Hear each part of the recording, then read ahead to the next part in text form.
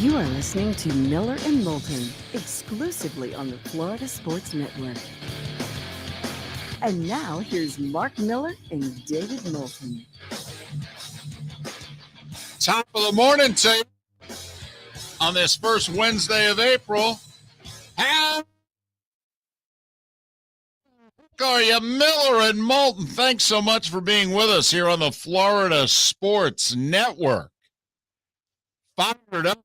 Baseball season starts tomorrow. Masters is underway tomorrow. 3 weeks from tomorrow's the draft. NBA playoffs in a little more than a week. Final month of the NHL regular season. Let's go, baby. Let's do this. Right on. And he made it reasonably official yesterday. Yes.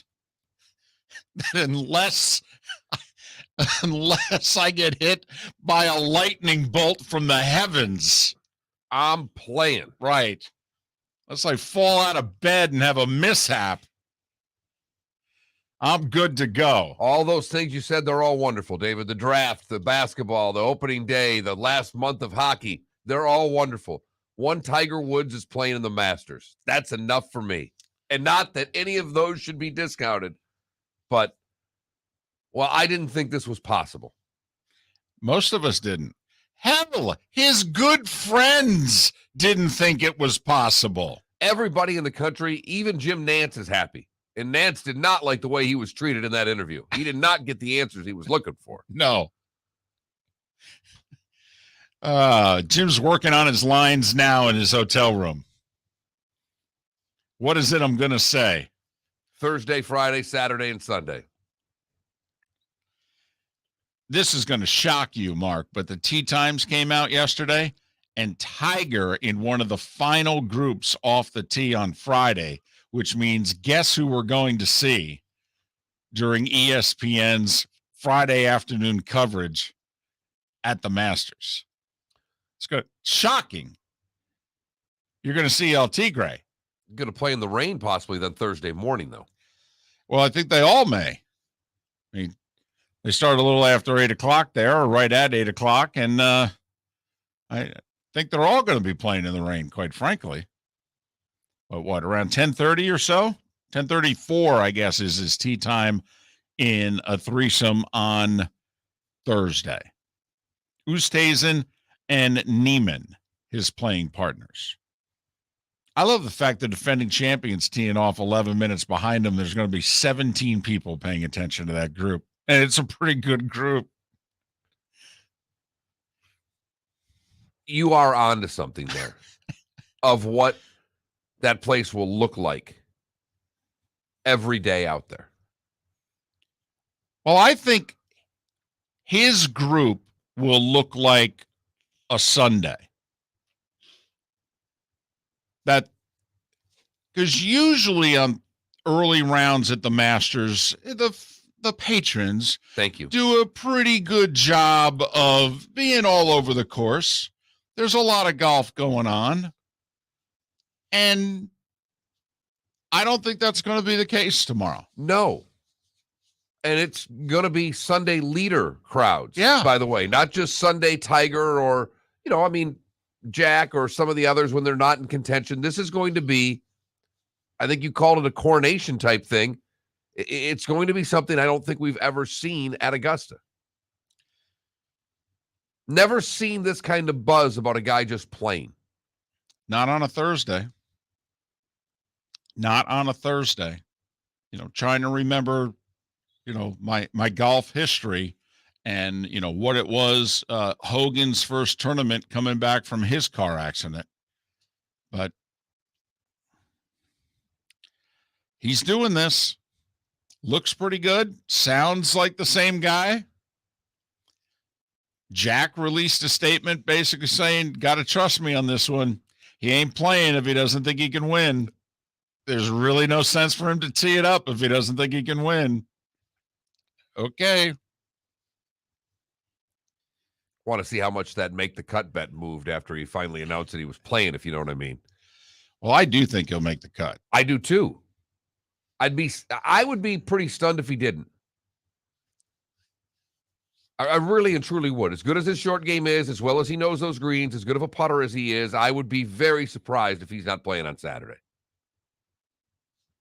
And it really is remarkable. And I don't want to get in hot water for maybe going down the road that I'm going down here, but much of what Tiger has had to come back from has been his own doing. I mean, however many comebacks you think he has had, all but one of them, I think you can argue, has been of his doing. And his popularity, I think, keeps growing with every comeback, even though all but one is because he created the mishap. Yes. And he gave all of us an opening into the personal side of Tiger Woods.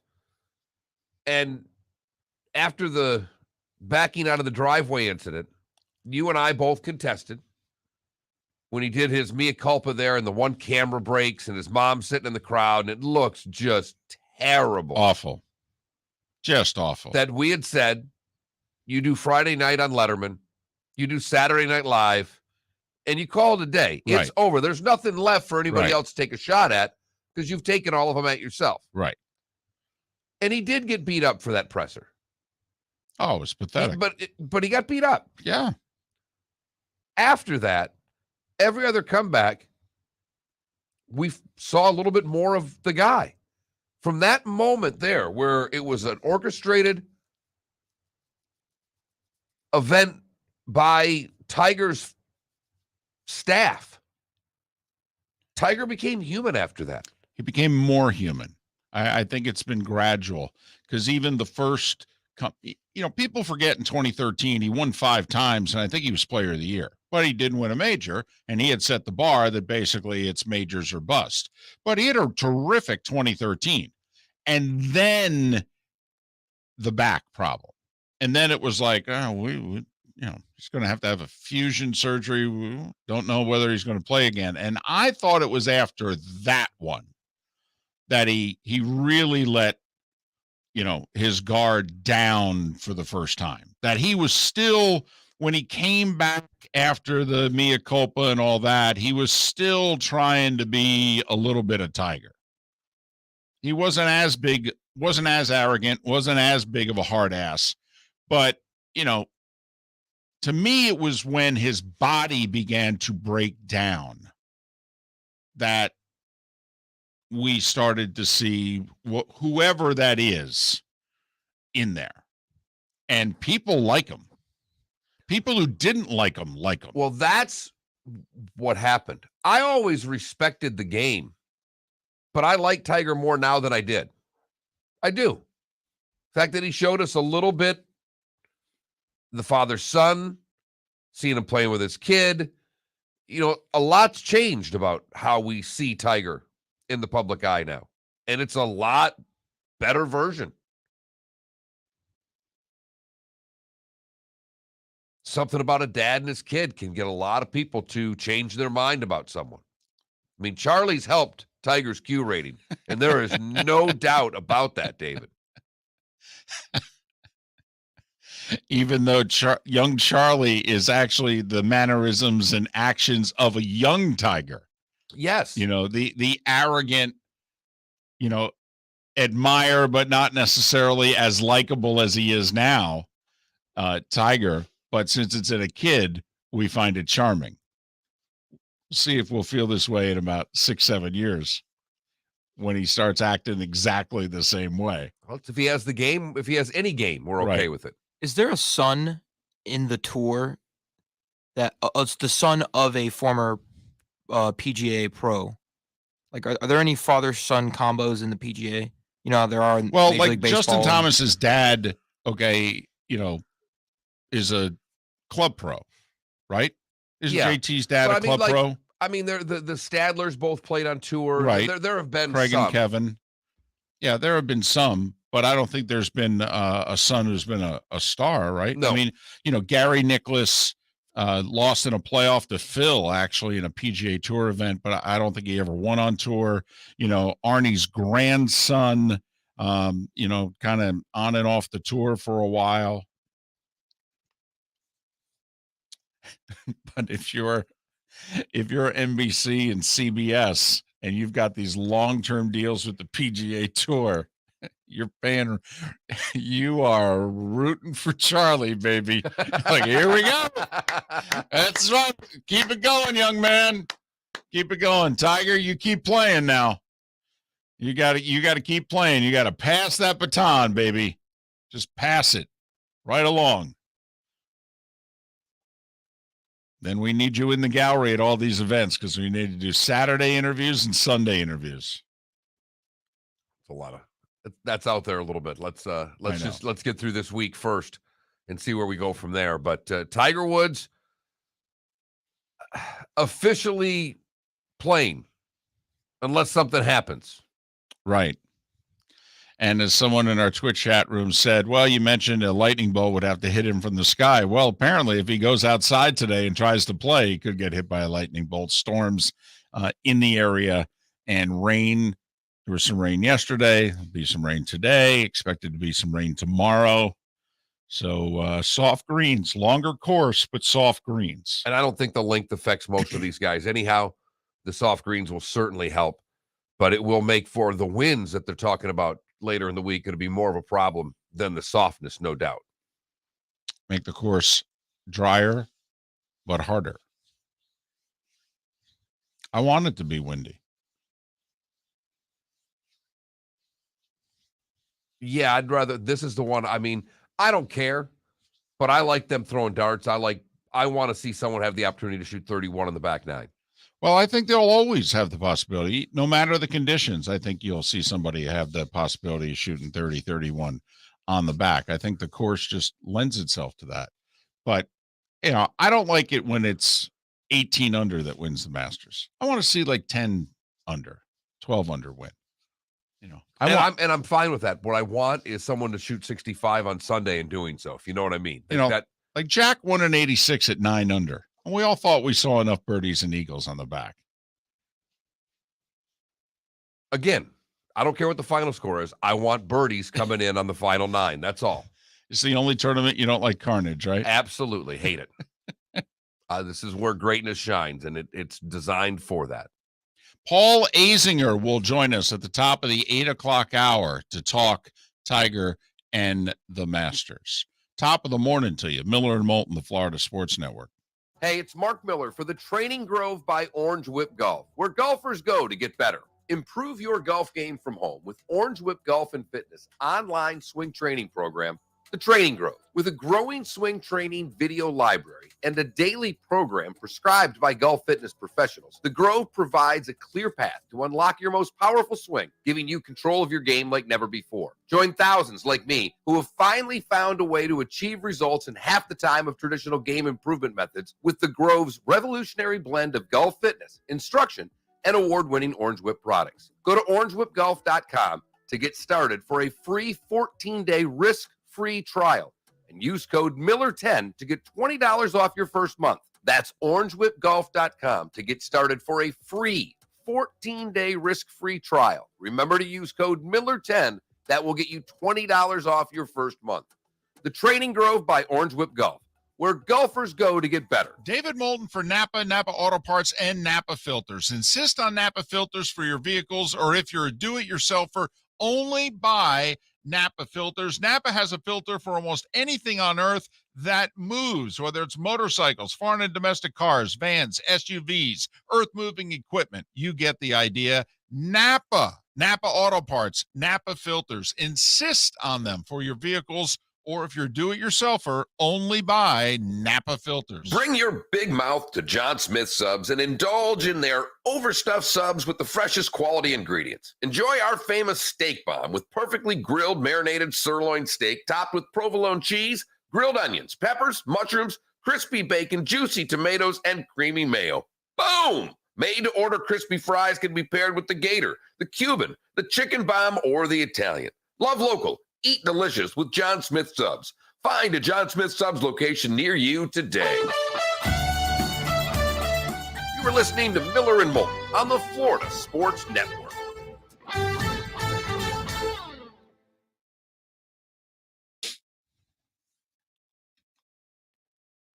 So was that struck by lightning? Was that a quote that he said? No, Oh, it was just me making it up. sorry. I was like 60% in that time.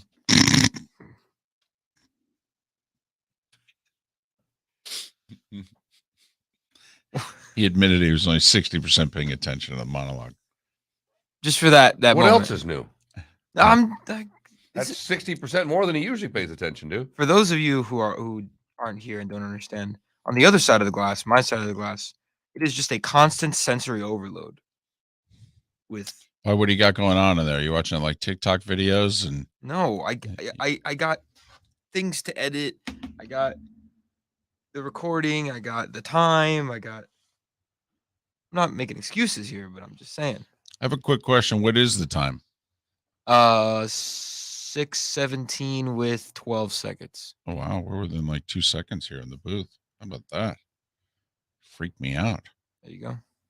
I'm always having to keep in my head, we're like 34 seconds off, 47 seconds off, something like that.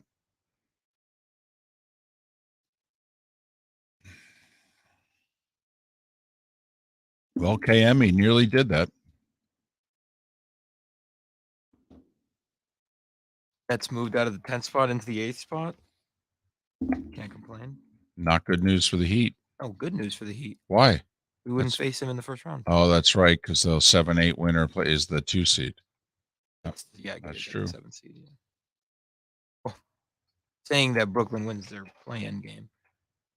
Really? Against the Cavs without Mobley, who just lost to the Magic last night.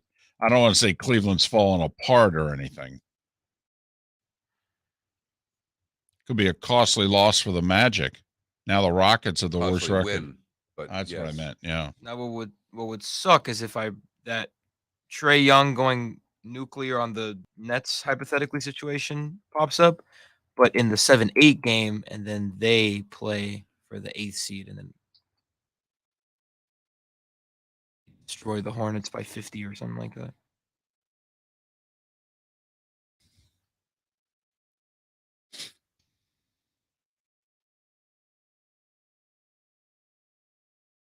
All right, I'm telling you right now that Contend on Sunday is going to win this ball question. Oh my gosh, I forgot to tell you guys, I caught a foul ball yesterday. How many people were there? Just curious. It was like the 6th inning. So was it Hammond Stadium or JetBlue? JetBlue. Twins, Red Sox, right? Yeah, Twins at Red Sox. Yes. It was packed. Really? It was the last game. So that's usually the worst attended spring training game of the year, outside of the first game when they play Boston College. First couple of innings, it was pretty packed. It was packed. Did the ball come right to you, or did you have to run a row or two to get it? I was in the lower walking area.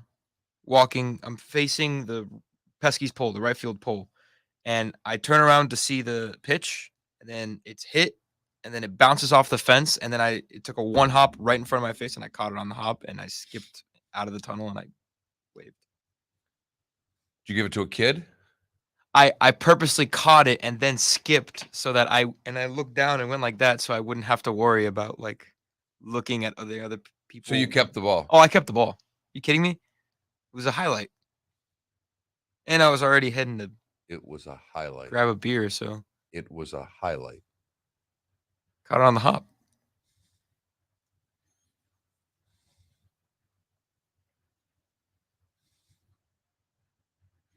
My daughter caught one on the hop yesterday. She's 8. Is that a highlight too? Of course. Scoops. Scoop. Scoops. We're still going with scoops. Oh, yeah. Just. And she plays catcher at least one inning of every game. I mean, if and just gets it from me. Scoops is gonna scoop, How will Tiger do this week at the Masters? Miss the cut, make the cut, top 20 finish, contend on Sunday. Poll questions up. Look at that. Wow. Boom. Let me get it up on the website. This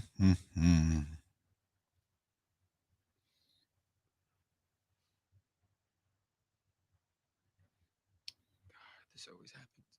All right, we're coming back.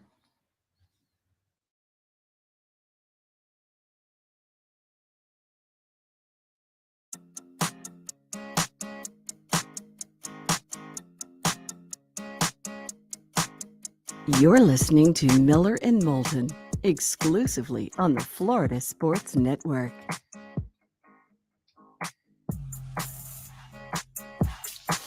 "21 minutes past the hour. Miller and Moulton, the Florida Sports Network. Thanks so much for being with us. Seth Everett to join us in a couple hours. Paul Azinger at the top of the 8 o'clock hour. We'll talk a little Rays next hour. It's a great time of the year, sports-wise. Did you see Bob Bowlesby's walking away from the Big 12? I did. I mean, he did enough damage to that conference. Come on. Couldn't do much more damage to that conference, so he figured it's time to resign. Come on. Blaming him for Oklahoma and Texas? I mean, remember, he became commissioner, and within a year of becoming commissioner, Missouri, A&M, they all Nebraska, they all walked. They're like, Right. We're out of here. Right. He's like, really? I took this job, and what are you doing? So then, he brought in the TCU and, to try to put it back together again. Brought the championship game back. And Texas and OU said, we're out of here. He went, are you serious? I'm nearly 70 years old. You're killing me.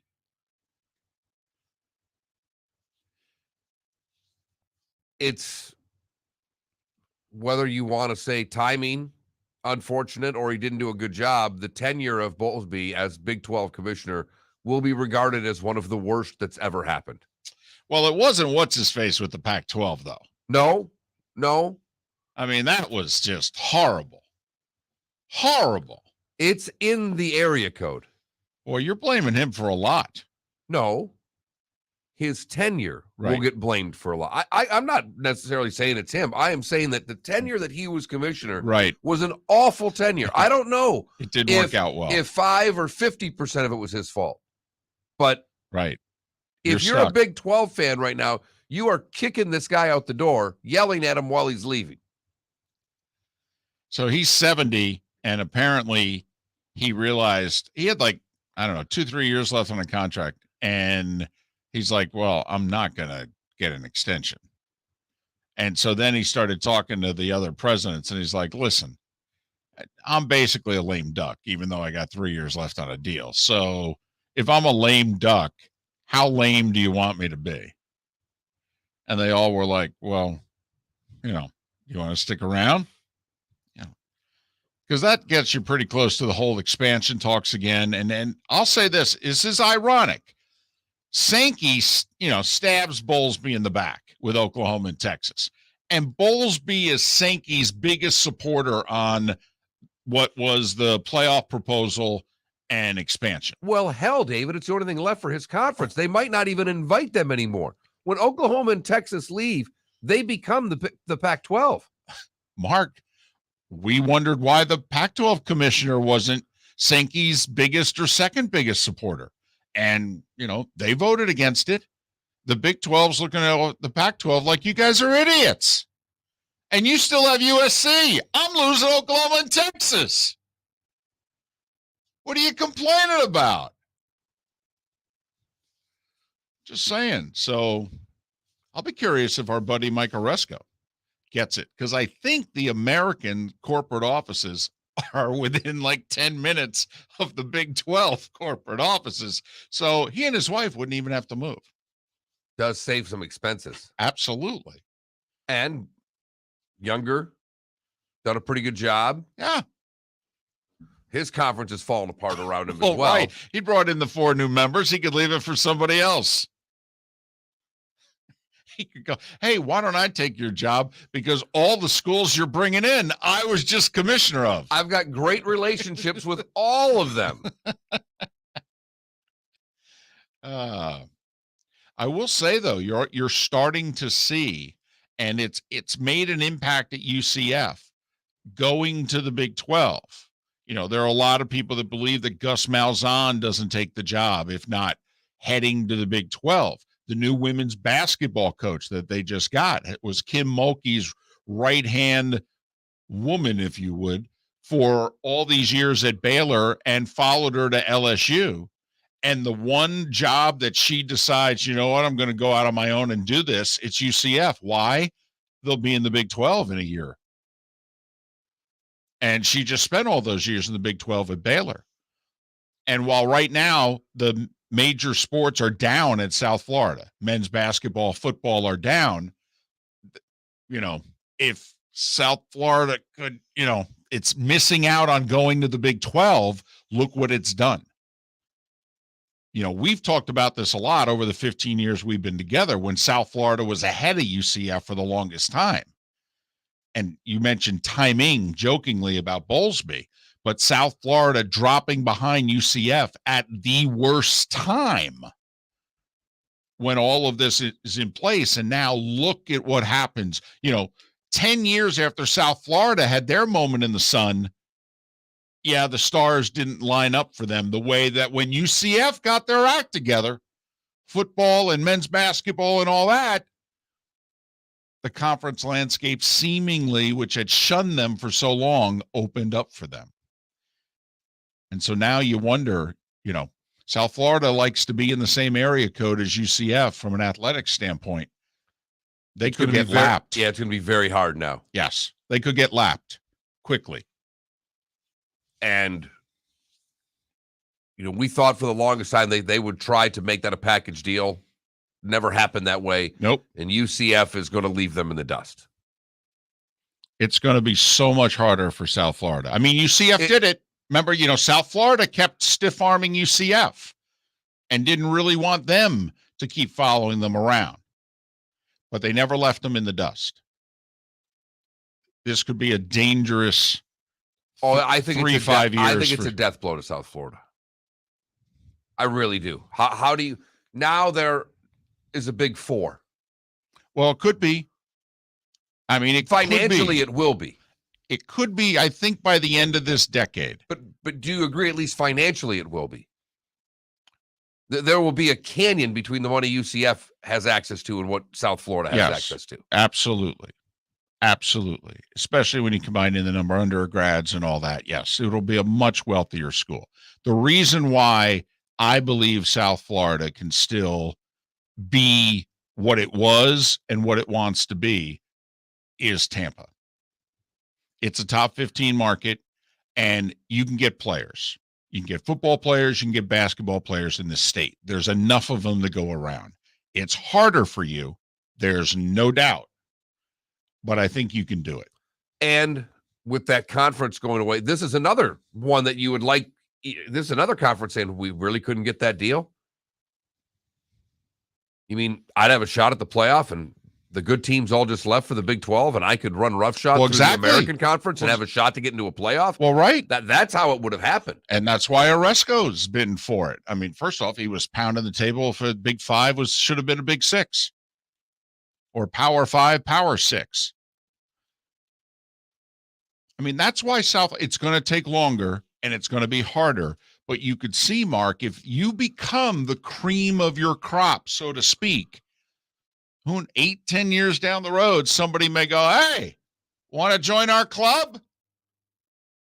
But you're hoping to join a club because without the club, you're never going to be able to get there on your own.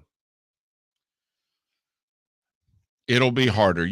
Basically, you'll have to become the Gonzaga of the West Coast Conference. And in football, that's really difficult to do. It is. I mean, you can see a path if they ever expand this sucker that you can get the automatic bid most years and you get in. You'll be an underdog. You'll be playing on the road, but that's okay. You'll be in. And that helps recruiting. I mean, if you're one of those 8 or 12, you can recruit off of it. It'll just be harder. A lot harder. I mean, a lot harder. I know you're trying to paint this rosy, but the fact of the matter is that there's conference money and then there's the rest of them. I feel like we're applying for the job, okay, and we're playing good cop, bad cop. I'm just trying to be realistic, cop, and maybe that's the bad cop. Miller and Moulton, we thank you for listening right here on the Florida Sports Network. Hey, it's Mark Miller for the Training Grove by Orange Whip Golf, where golfers go to get better. Improve your golf game from home with Orange Whip Golf and Fitness online swing training program The Training Grove. With a growing swing training video library and a daily program prescribed by golf fitness professionals, the Grove provides a clear path to unlock your most powerful swing, giving you control of your game like never before. Join thousands like me who have finally found a way to achieve results in half the time of traditional game improvement methods with the Grove's revolutionary blend of golf fitness, instruction, and award-winning Orange Whip products. Go to orangewhipgolf.com to get started for a free 14-day risk-free trial and use code Miller10 to get $20 off your first month. That's orangewhipgolf.com to get started for a free 14-day risk-free trial. Remember to use code Miller10. That will get you $20 off your first month. The Training Grove by Orange Whip Golf, where golfers go to get better. David Moulton for Napa, Napa Auto Parts, and Napa Filters. Insist on Napa filters for your vehicles, or if you're a do-it-yourselfer, only buy Napa filters. Napa has a filter for almost anything on earth that moves, whether it's motorcycles, foreign and domestic cars, vans, SUVs, earth-moving equipment. You get the idea. Napa Auto Parts, Napa filters. Insist on them for your vehicles, or if you're do-it-yourselfer, only buy Napa filters. Bring your big mouth to John Smith Subs and indulge in their overstuffed subs with the freshest quality ingredients. Enjoy our famous steak bomb with perfectly grilled marinated sirloin steak topped with provolone cheese, grilled onions, peppers, mushrooms, crispy bacon, juicy tomatoes, and creamy mayo. Boom! Made-to-order crispy fries can be paired with the Gator, the Cuban, the chicken bomb, or the Italian. Love local. Eat delicious with John Smith Subs. Find a John Smith Subs location near you today.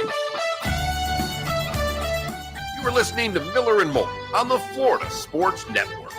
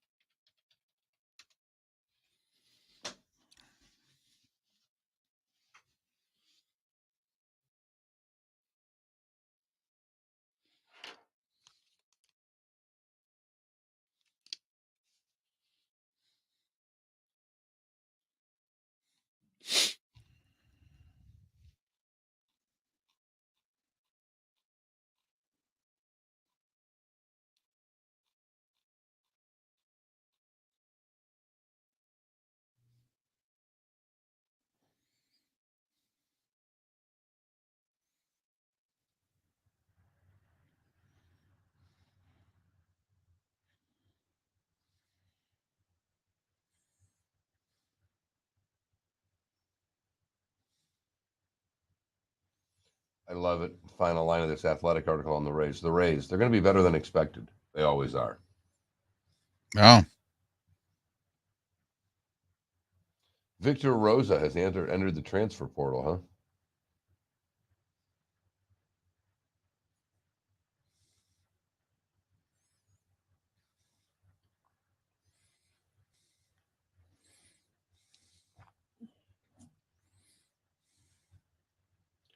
Had the tongue yesterday, Felipe. Oh, well, what's it called? The Laguna or whatever. You're killing me. Lengua. Lengua. Because chewier than regular meat, it was fine. Because lengua, like your native tongue, like your language, lengua, language. That's the origin behind it. What's that? Lengua, like language? Yeah, language, your native tongue, you know. Oh, wow. In your life.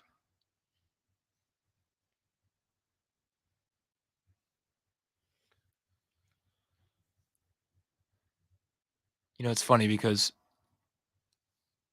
growing up, I knew one thing about the PGA, and it was Tiger Woods. There you go. Not entirely one thing, because I also knew like Phil and VJ and Jim Furyk, because he had a funky shot. But Tiger. Yep. And I'd make fun of my dad for watching golf. I'd be like, I'll watch it with you, but it's so boring. He'd be like, no, you got to watch this guy. He's pretty good. KM, it wasn't a rumor. It was Jay Williams having an out-of-body experience, saying that he believes that Coach K will come back at some point. Yeah, Coach K is done. He's done. I mean, isn't he in his 70s? 75. Yeah. Yeah, he's done.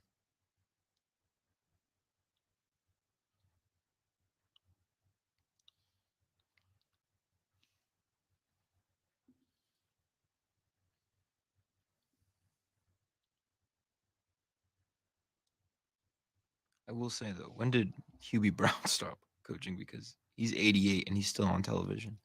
Oh, it's a lot different. True. Yeah, obviously.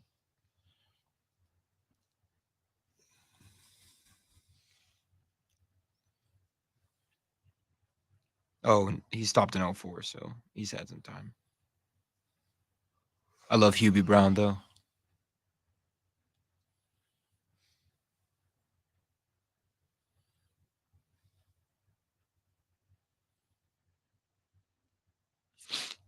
After Jerry West left the Lakers, he went to go run the Memphis Grizzlies. He hired Hubie Brown, and they put that franchise back together again, and Hubie took them to the playoffs twice.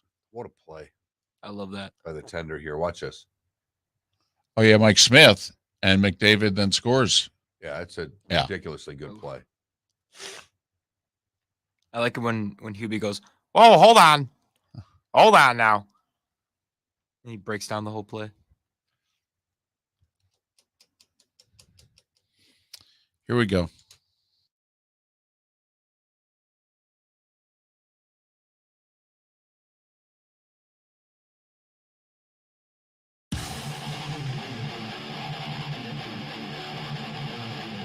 You're listening to Miller and Moulton, exclusively on the Florida Sports Network. 22 minutes before the hour, Miller and Moulton, the Florida Sports Network. Thanks so much for being with us.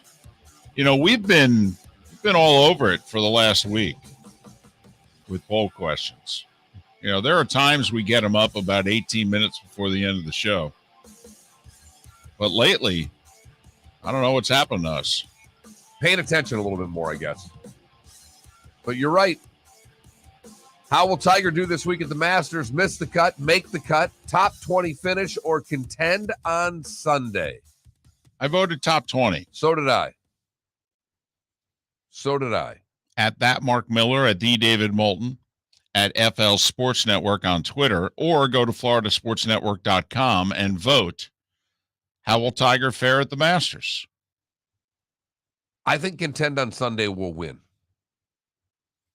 I think people see Tiger's name and just immediately assume the best. Funny thing is, you can contend on Sunday and still finish like T15. I mean, you know, you throw a double or a triple, put one in Rays Creek on 12 or 13 there, you know, put one in the pond on 15, make double or triple. I mean, all of a sudden you can go from the first page of the leaderboard to the third page. Right. I mean, Tiger, last time he played the Masters, he had a 10 on 12. Then birdied 4 of his last 5 holes. Got a little honked at himself. So that's the poll question. It's up. Vote as you will. It is not Chicago voting. We only allow you to vote once. Ah, man. Come on now. Used to love it in North Dakota. The rules were pretty much the same. Bob Dole came through on a campaign stop and urged everyone to vote early and vote often. And we aired it because you could. It was strange. It really was. I lived right next to a mall, which they turned into a voting place. But I could have taken my driver's license and gone into West Fargo and voted there. And I probably could have voted downtown as well. There weren't a lot of computers used, put it that way. And you knew, I mean, you know, Fargo at the time also, it was 25 plus years ago. You wasn't as big a city as it is now. I know, but for half of the electoral vote you get for winning that state, does it really matter? No, but just, you know, to be able to get that check mark. You know, we're projected winner. You know, people like winners, Mark. This just in. 100%, David. They write checks for winners in politics and college sports. That's how it goes, Mark. Projected winners get money in politics and college sports. You got that right. Time now for The Starting Five. 5 stories you need to know. It's the Starting Five on Miller and Moulton. Here's number 1. as of now, plan to play, unquote. Those words from one Tiger Woods yesterday when he met the media. He was asked point blank, do you think I can win? He said, I do. All righty then. 10:34 a.m. tomorrow, Tiger scheduled to tee off with Louis Oosthuizen and Joaquin Niemann. How about the last 4 groups tomorrow? Like if you're catching ESPN tomorrow afternoon, Okay. the last 4 threesomes. DJ Morikawa and Horschel, Zalatoris, Cantlay, and Rahm, Spieth, Hovland, and Schauffele, Rory, Koepka, and Matthew Fitzpatrick. It's your last 4 threesomes out on the course. I like it. Yeah, you got a few names there. I like it. Tiger will be, I think, in the third to last group off the tee on Friday. Did you see the tweet from Sam Ponder? Pretty funny married tweet. Husband came home yesterday and said, you know, honey, you getting ready for the draft and all that. You know, you've been grinding it here. Why don't you take a couple days to yourself? And if you want, you know, you can even just go to a hotel room, a spa, you know, what have you. And she goes, wow, this is awesome.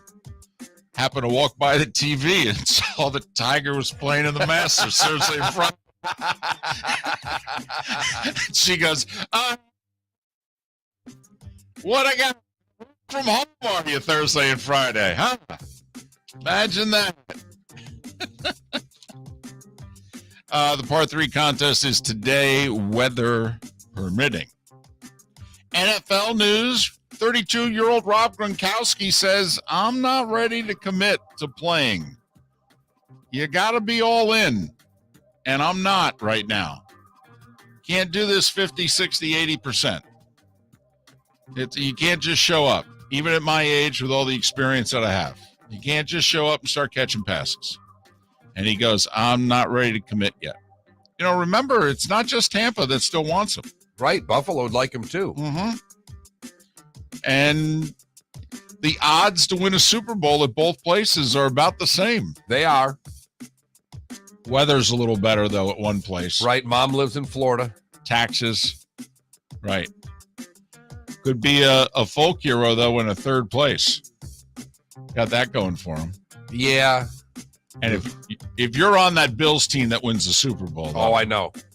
I mean, that first Bills team that wins the Super Bowl, it's like Dave Roberts. Stole a base on the 04 Red Sox. That's it. Doesn't matter. Hero. Yep. Never pay for a drink in Boston again. Doug Sutherland was the no-namer on the Purple People Eaters because the other 3 were Alan Page, Jim Marshall, and Carl Eller. Doug Sutherland died yesterday at the age of 73, voted one of the 50 best Vikings of all time. Defensive tackle lined up next to Alan Page. Was a 14th round draft pick. Played linebacker and guard his first year in the NFL. Vikings picked him up. He was from the same hometown as Bud Grant. Bud said, yeah, you're not a linebacker, you're not a guard. Worked out pretty well for him. Very quietly, Mark, a judge in Texas yesterday said Deshaun Watson has 30 days to comply with the ruling that he must say whether he had sex with the 18 massage therapists who came out in support of him last year. What? The reasoning behind this is... What? Yes. And what? Okay. And first off, Watson's been giving testimony now for weeks. I mean, he got 22 civil suits. Right. I mean, he's having to face a barrage of questions. Here's the thought process behind it. The prosecution is arguing all right, that this was Deshaun's modus operandi, that he behaved the way he behaved, hoping it would lead to sex. And that basically they would then argue that 18 women went along with it and 22 women didn't. So Watson has been refusing to answer that question, and a judge yesterday said, oh, no, you got to answer that question. I'll give you 30 days. You can come up with the most creative answer you want, but you got to answer this. So I did not. Yep, there you go. The Heat reduced their magic number to 1 to clinching the 1 seed in the Eastern Conference. They ended up in the fourth quarter blowing out Charlotte 144-115. The Hornets, by the way, dropped to the 10 seed. Costly loss for the Cavs. They all but could have clinched the 7 seed yesterday. Instead, they lost in Orlando, and it could be an even costlier win for the Magic, because they went from having the worst record in the league to now the second worst record. That'll cost a ping pong ball, David. It could. It could. Houston now the worst record, and they lost to Brooklyn 118-105. Kyrie with 42. The Nets moved into a tie for 8th, but they own the tiebreaker. That's good news for the Heat. See, 7 plays 8 in a 1-game playoff. The winner is the 7 seed. The loser then plays the winner of the 9-10 game. So the thought is, if Brooklyn's the 8, they're going to play Cleveland. They're going to beat them. And then they're going to be the 7 seed. And if you're Miami, you go, whew, good, because we play the 8 seed. We want Boston to play Brooklyn. Right. One of those two will go away. San Antonio won, the Lakers lost. Thank God we can put the Lakers talk out of the misery, right? No. There'll be plenty of Lakers talk coming up on whatever network you're listening to the Florida Sports Network on later in the day. Golly. You'll get none of it here. Spurs beat Denver by 19. San Antonio's actually been playing really well for a month now. They're going to play New Orleans in the 9-10 game. That's pretty much locked in out west. Lakers lost. They're 17 games below 500, yet they're the lead story on 2 networks. Frank Vogel's going to be fired, by the way. That came out yesterday, and that's a shocker. Toronto beat Atlanta by 10. It dropped the Hawks down to the 9 seed for the moment. Toronto is the 6 in the East. How about that little first-round matchup? It's either going to be Milwaukee-Toronto or Philly-Toronto, first-rounder. That ain't so easy. Then again, they could move up to the 5 because the Bulls are falling apart. Milwaukee beat them in Chicago last night by 21. Milwaukee's tied for 3rd, but they own the tiebreaker with the Sixers. Lonzo Ball, by the way, was basically ruled out for the rest of the year yesterday. Had a setback trying to come back from left knee surgery in January. That's not good. It's a young player with a troublesome knee. What is he, like 23? I mean, this is not good news. And they had a little something going on in Chicago when he was healthy. They did. I mean, you talk about them falling apart. Both the Bulls and the Cavs got hurt. They both were looking really good, and they both got hurt in the last month or so. Washington beat Minnesota. The T-Wolves realizing, it doesn't matter if we win or lose. We're going to be the 7 seed, and we're going to play the Clippers in a play-in game in the 7-8 matchup. OKC, Utah, New Orleans also victorious. One other NBA note, Gene Shue died yesterday at the age of 90. Shue led the Washington/Baltimore Bullets to the 71 finals, where he lost to Lou Alcindor in the Milwaukee Bucks. And then, Mark, he led the Sixers to the 77 finals, where he lost to Dr. Jack and Bill Walton and the Blazers. And I think he is still the all-time winningest coach in Baltimore/Washington Bullets history. Gene Shue was 90. NHL. Listen, we've been trying to tell you about the Panthers. You don't win in hockey when you trail by 2. They've now won 3 games this year when they've trailed by 4, including 2 in a row. They trailed Toronto 5-1 mid-second yesterday Came back, won 7-6 in overtime. Jonathan Huberdeau, 2 goals, 3 assists, including the game winner in OT. Claude Giroux finally scored for the Panthers. McKinnon with 2 goals. Colorado beat Pittsburgh 6-4. They're now 4 points behind the Rangers for second. Rangers beat New Jersey 3-1, and the Rangers are only 2 points behind Carolina. The Hurricanes are falling apart. They've lost 6 of 8. Buffalo beat them 4-2. Wow, it's a bad loss. Yes, it is. They play them again in There a was couple a few days. last night. Detroit beat Boston 5-3. Costly loss. It moves Tampa Bay up technically into third in the division and makes the Bruins, for the moment, a wild card. Minnesota, who was 9-0-1 in their last 10, lost at Nashville 6-2. Dallas beat the Islanders 3-2, and that's a big win for them for the playoffs. And Edmonton moved up a spot in the Pacific by beating San Jose 2-1. They're going to allow in baseball the new pitch call device, where basically you don't have to put down signs. Right, you hit buttons, and then it'll give a voice activation to the ear of the pitcher. And apparently the players raved about it, loved it. Should also speed up play, and obviously tough to steal signs that way. Right. Spring training's over except for today at the Trop. The Phillies are playing the Rays at 12:35. Opening day is tomorrow with 9 games. First game of the season's Red Sox-Yankees. Marlins signed Jesus Aguilar to a 1-year deal, $7.5 million. Rays signed Manuel Margot to a 2-year, $19 million deal. And one other note, Notre Dame is going to play an HBCU school. Eddie George is head coach at Tennessee State. And the Irish, I think, are going to kick off their season. They are. It's the first time they've ever played an FCS or a historically black college and university. Pretty big deal for Notre Dame. And that was the Starting Five every weekday morning at this time on Miller and Moulton.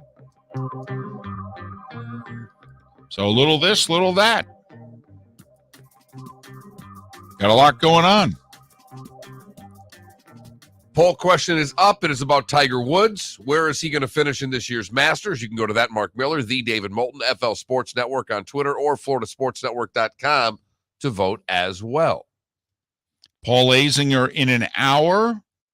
Seth Everett in 90 minutes or so. Getting over the hump together. Wednesday edition of Miller and Moulton. Where else but the Florida Sports Network?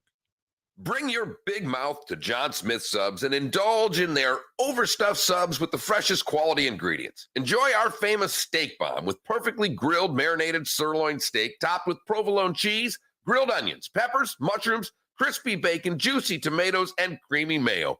Boom! Made-to-order crispy fries can be paired with the Gator, the Cuban, the chicken bomb, or the Italian. Love local. Eat delicious with John Smith Subs. Find a John Smith Subs location near you today. Hey, it's Mark Miller for the Training Grove by Orange Whip Golf, where golfers go to get better. Improve your golf game from home with Orange Whip Golf and Fitness online swing training program, The Training Grove. With a growing swing training video library and a daily program prescribed by golf fitness professionals, The Grove provides a clear path to unlock your most powerful swing, giving you control of your game like never before. Join thousands like me who have finally found a way to achieve results in half the time of traditional game improvement methods with The Grove's revolutionary blend of golf fitness, instruction, and award-winning Orange Whip products. Go to orangewhipgolf.com to get started for a free 14-day risk-free trial. And use code Miller10 to get $20 off your first month. That's orangewhipgolf.com to get started for a free 14-day risk-free trial. Remember to use code Miller10. That will get you $20 off your first month.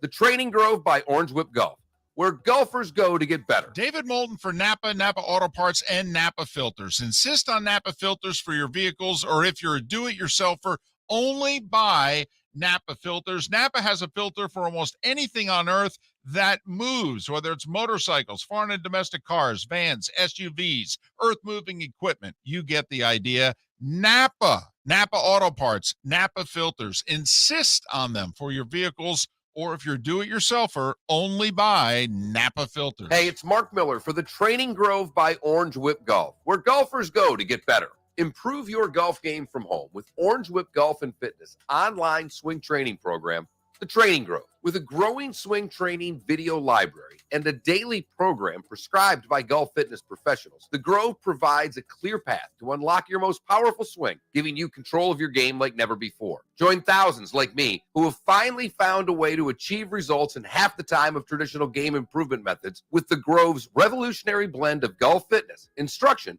and award-winning Orange Whip products. Go to orangewhipgolf.com to get started for a free 14-day risk-free trial and use code Miller10 to get $20 off your first month. That's orangewhipgolf.com to get started for a free 14-day risk-free trial. Remember to use code Miller10. That will get you $20 off your first month.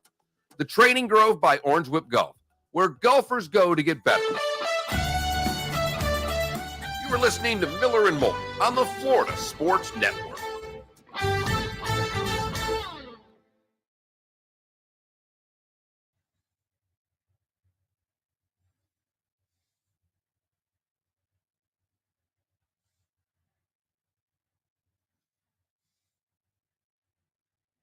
That is hysterical. So Feinbaum put a tweet up quoting Cedric Golden from the Austin Statesman. Who says, knowing Bob Bowlesby like I do, I don't think he quit for a reason. I think he's got something in the works. The question is, what will this mean for Texas and OU trying to get out of the Big 12? With the news, maybe it moves up the timeline of possibility. Kyle Bowlesby answers the tweet. Knowing Bob Bowlesby like I do, he's retiring and has nothing up his sleeve.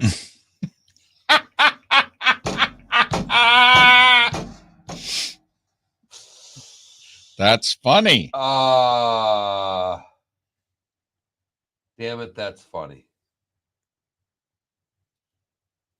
What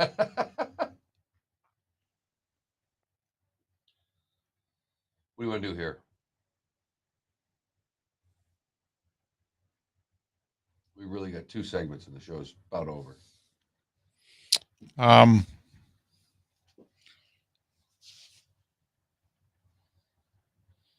I don't know.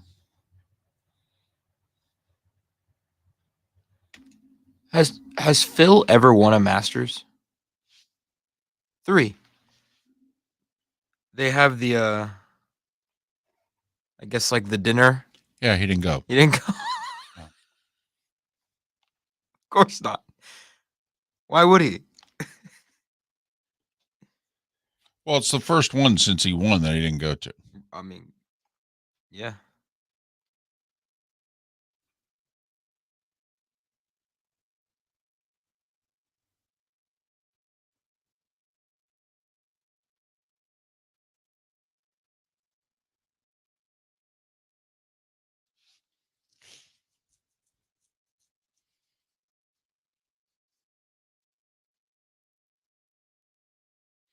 Do we want to do a segment on how is it the Tiger can keep causing his own demise and getting more popular? Yeah, let's get the text numbers out at the beginning. Mm-hmm. Let's really pump some interaction with that, though. Mm-hmm. And ask people. I mean, because we did have the one person said, you know, I got zero tolerance. Does not like Tiger, never liked him. Although he found himself rooting for him down the stretch 3 years ago.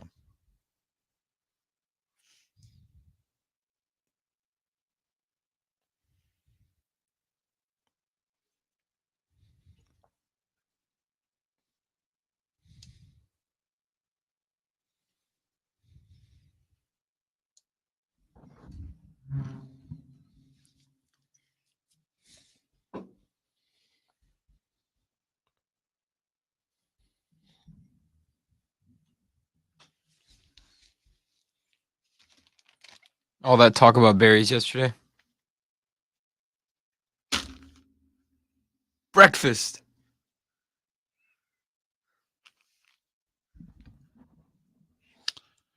No, I'm not growing a beard. Just been lazy. I'm going to shave it today. It's starting to itch.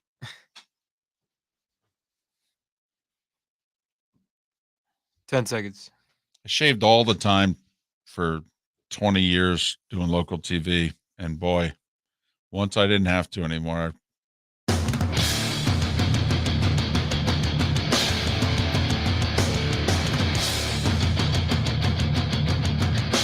You are listening to Miller and Moulton, exclusively on the Florida Sports Network. And now, here's Mark Miller and David Moulton. Miller and Moulton, thanks so much for spending this hump day with us here on the Florida Sports Network. Paul Azinger, an hour from now. Seth Everett, about 90 minutes from now. Our poll question deals with one Tiger Woods, because he said yesterday, well, as of now, I plan to play. So we're going to take him at his word. He's in the field. He did the presser. He playing. Which leads us to wonder, how's he going to do? And we've got choices up of make the cut, miss the cut, a top 20 finish, or contend on Sunday. That Mark Miller, the David Moulton, FL Sports Network, or FloridaSportsNetwork.com if you want to vote. I voted top 20 finish. That's exactly where I voted. Because I definitely think he'll make the cut, so then it's a matter of, will he just be another guy, or will he, play pretty well? Not well enough to contend, not well enough to win, but you go, he still got it, kind of, sort of. Will be something, to say the least. But what else is something is just how much everyone seems to universally love Tiger Woods. And in Act 1, when he was the greatest golfer in the world and winning, and it was Tiger or the field for every tournament that he played in. For years. It was understandable. But when Tiger began having problems, all of the problems were caused by Tiger Woods. Basically, outside of the back injury, and even though there have been reports that Tiger overtrained, and the one in-depth story, I think it was Hunter, or Wright Thompson, who said, he got this military training and he went kind of crazy with it for 2 years, and he did a lot of harm to his body with the training that he did. And there are those close to him that feel that actually started bringing the injuries upon him. Whatever the case may be, I'll just chalk it up to, hey, injuries, a back problem is not of his doing. Right. But the infidelity, the pill abuse that he admitted to, that usually are reasons for us to not like someone. Well, and then this last car accident, it was all of his doing. There a lot of speculation as to how someone at that hour of the morning could have an accident like that without something having happened. Was he taking something? Did he have a medical event? How does one at 7:30 in the morning have that happen? How does no one check if there's anything going on? Right. So, and even with the working out and all, there were lots of rumors that Tiger was flirting with performance-enhancing drugs. Lots. I'm not making anything up. This is something that most of you've heard before. And so if this is act whatever you feel it is with Tiger, 2, 3, 4, or 5, almost every single comeback has been because of his own doing. And yet, Mark, seemingly with every comeback, he becomes more popular. Yep. And as we got into this segment, I was thinking about trying to think of someone to compare him to, and it's impossible to do. But A-Rod's a guy who all of his problems were his own doing. Yes. And A-Rod was a great baseball player. Now, we don't know if at what point he began taking steroids and if that was all the reasons behind it. But talk about a guy that never got an ounce of forgiveness and was hated more and was great and caused all the harm to himself. I'm trying to find a parallel, any parallel, of someone in the same ballpark as Tiger, who became more adored for their own problems, as opposed to became public enemy number one. FSN Radio, if you've never texted the show before, FSN Radio, all one word, text us at 21,000, 21000. Tell us why it is you're a bigger Tiger fan now, if that is in fact the case, than you were before. We're curious, because with a lot of other entertainers / athletes, when they start to screw up, they become less popular. And for the record, I am guilty of liking him more now than I did before. I am not pinning this on our audience saying, you got to like him more and you shouldn't. No. I'm right there with you. If somehow, some way, Tiger Woods could be playing in one of the final 3 groups on Sunday, sign me up right now. And I will be rooting. I'll wear a damn red shirt on Sunday. I'll be rooting so hard.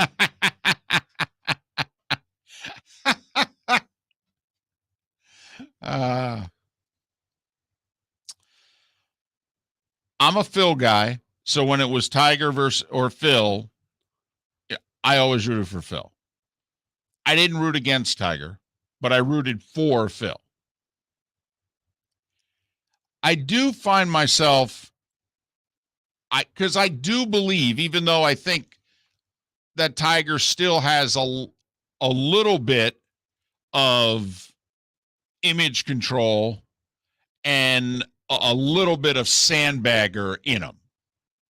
I mean, I do, because I think it adds to his mystique, and it also helps keep everybody just a little bit away. But I am softer towards Tiger than I was. Like I never wanted to give Tiger a hug before. You know, there have been times in the last 5 years in which, I mean, honestly, Mark, the only time that I ever had, empathy for Tiger was when his dad was dying. You could see the emotion on him down the stretch of the 2006 Masters, how he knew his dad was dying and he desperately wanted to win it while his dad was still alive. And then I don't believe he played in the U.S. Open that year because his dad died like 3 weeks before it. And then he won the British and he just, tearfully fell apart in his caddy's arms there. And, Tiger was holding it back in the ceremony because Phil won. And Tiger had to present the jacket to Phil. And Phil turned to Tiger at one point and started talking about, hey, we know your dad's not doing well. Please know we're thinking about you and him and what have you. And it was really hard for Tiger to keep it together if you were watching it. That's really the only time in his first act that I was kind of like, we want to bring him in for a bro hug. I'm glad you answered that, because my next question was it a full-on broad shoulder hug, or are you going to bring him in for the bro hug? What hug were you giving Tiger? That's all I wanted to know. I was having trouble even making sense of what you were saying after that, because I was so concerned about which type of hug. But I do sense that many of the walls are down, not all of them, and that there's a human being in there. Well, and just his relationship with the young players and how much they all like him. So obviously he's let his guard down to a certain extent to a lot of them. Although, Rom, did you hear Rom yesterday? Rom was pretty funny. They were asking him, hey, you seem friendly with Tiger. And he goes, yeah, we get along. We talk and what have you. And, and he give you any advice? He goes, that's a funny thing you brought that up. I've asked Tiger a lot of, hey, how do you play Bermuda? How do you putt this? How do you do that? And Tiger will give me like 3 to 5 words and just walk away. He goes, that's it. You got to watch your angle. It's all about the feel, this, that, and the other thing, little stuff. And you don't know if he's like blowing me off or whether or not that's a really good tip. And he goes, meanwhile, he'll give me 5 words. He'll walk to the other side of the green. He'll give Justin Thomas 10 minutes. Okay. He goes, so Tiger doesn't give me much, is what Rom said. I wish he would. I've asked him a bunch, but he doesn't give me much. That's funny. But you ask JT, okay, he'll tell you. And so they did, and JT goes, yeah, I'm kind of lucky that way. Yeah. But we'd like to know what it is that's made you continue to root for him. And in a lot of cases, more now. Right. Why, after screwing up, do you like him more? When, come on, be honest. There are other athletes out there. There are other entertainers out there, politicians, who, when they screw up, you hold it against them forever. I mean, some of you out there were not Tiger fans, and now you are. This person says golf is an everyday person sport. Many golfers who teed up with their buddies have made similar mistakes to Tiger. The big three sports have contracts. Most are guaranteed. Golfers lose sponsors. When they bounce back, those winnings are 100% earned on individual performance. Thanks for the text, Jeremy. This person says, I'm definitely wearing my Tiger red this Sunday on the course. And this one says, I am a fan who is absolutely tired of Tiger Woods. Would love a follow-up. When did that happen? Like, were you tired of him during Act 1, or has it become since? Because, Mark, he backed up in his driveway 12 and a half years ago. I mean, the first act and every act since are now basically the same length of time. I mean, won the Masters in April of 97. 12 and a half years later, he backed down his driveway. 12 and a half years later, we are here. So his most glorious act, arguably, and I don't even think you can, the best 12 and a half years that any golfer has ever played. I mean, Jack's the greatest of all time, but that 12 and a half year stretch is better than anyone else has ever played, including Hogan, including Bobby Jones. That's as good as the sport's ever been played. That was Act 1. The other 2, 3, 4, however many acts you feel it is, that's all afterwards. They're the exact same length of time. I think this texter says what a lot of us, I think, believe. Always been a huge Tiger fan, but it's more now because we realize there might not be much left. And I think anytime we know we're coming to the end of greatness, we want to hang on to as much of it as we can, whether it's Brady, whether it's Tiger Woods, whatever the case may be. We want to hold on to that greatness for as long as is humanly possible. Johnny O says, I like Eldrick Woods a lot more since he seems a whole lot more humble and happy to be alive after the accident. Miller and Moulton. A little Rays talk coming up in 20 minutes. Paul Azinger, 8 o'clock, right here on Miller and Moulton, the Florida Sports Network. Hey, it's Mark Miller for the Training Grove by Orange Whip Golf, where golfers go to get better. Improve your golf game from home with Orange Whip Golf and Fitness online swing training program, The Training Grove. With a growing swing training video library and a daily program prescribed by golf fitness professionals, The Grove provides a clear path to unlock your most powerful swing, giving you control of your game like never before. Join thousands like me who have finally found a way to achieve results in half the time of traditional game improvement methods with The Grove's revolutionary blend of golf fitness, instruction, and award-winning Orange Whip products. Go to orangewhipgolf.com to get started for a free 14-day risk-free trial and use code Miller10 to get $20 off your first month. That's orangewhipgolf.com to get started for a free 14-day risk-free trial. Remember to use code Miller10. That will get you $20 off your first month. The Training Grove by Orange Whip Golf, where golfers go to get better. David Moulton for Napa, Napa Auto Parts, and Napa Filters. Insist on Napa filters for your vehicles, or if you're a do-it-yourselfer, only buy Napa filters. Napa has a filter for almost anything on earth that moves, whether it's motorcycles, foreign and domestic cars, vans, SUVs, earth-moving equipment. You get the idea. Napa Auto Parts, Napa filters. Insist on them for your vehicles, or if you're do-it-yourselfer, only buy Napa filters. Bring your big mouth to John Smith Subs and indulge in their overstuffed subs with the freshest quality ingredients. Enjoy our famous steak bomb with perfectly grilled marinated sirloin steak topped with provolone cheese, grilled onions, peppers, mushrooms, crispy bacon, juicy tomatoes, and creamy mayo. Boom! Made-to-order crispy fries can be paired with the Gator, the Cuban, the chicken bomb, or the Italian. Love local. Eat delicious with John Smith Subs. Find a John Smith Subs location near you today. You are listening to Miller and Moulton on the Florida Sports Network.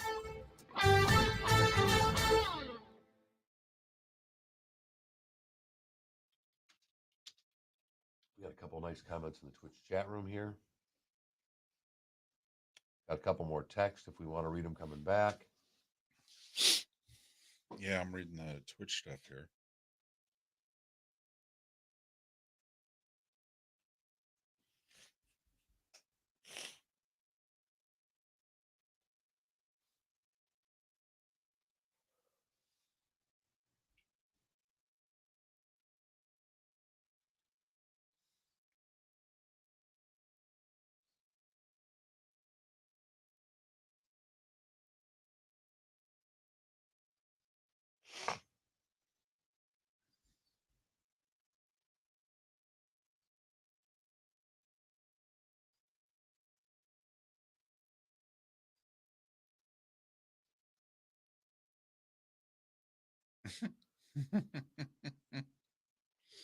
That's funny, Hops.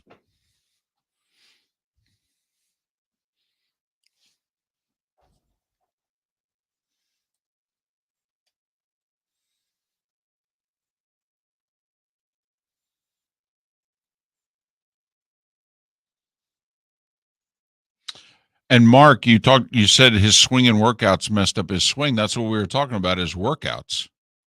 Okay, that he went to military style workouts.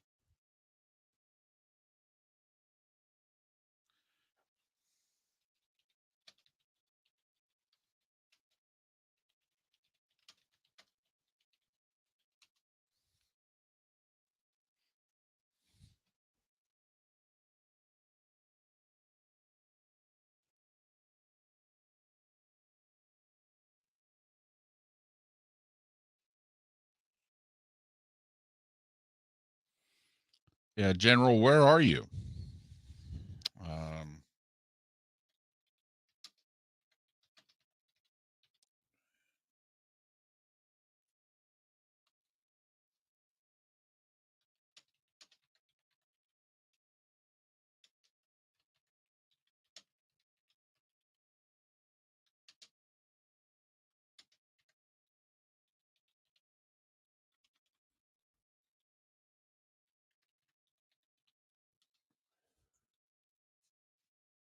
It's live, Paul.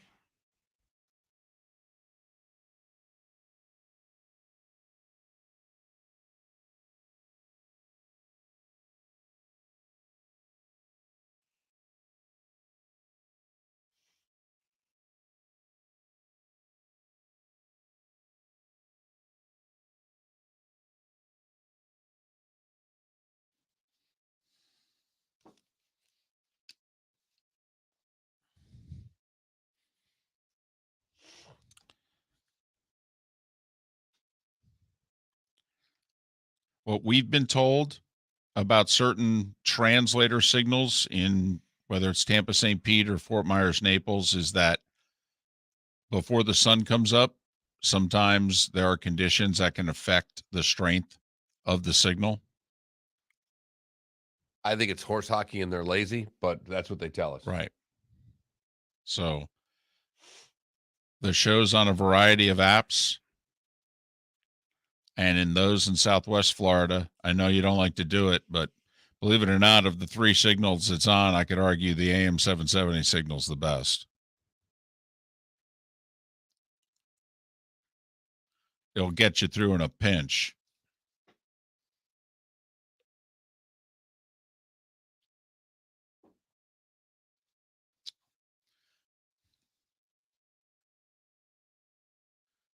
Miggy's hit a couple of homers here in the last week of spring training.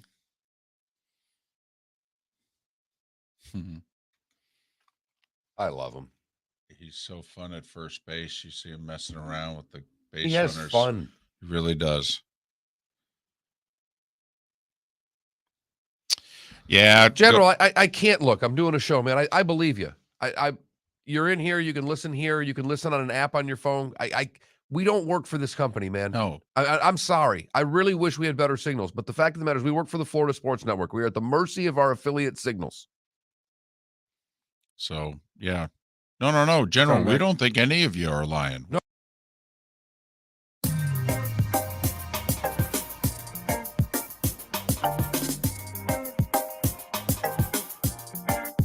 Welcome back to Miller and Moulton, only on the Florida Sports Network.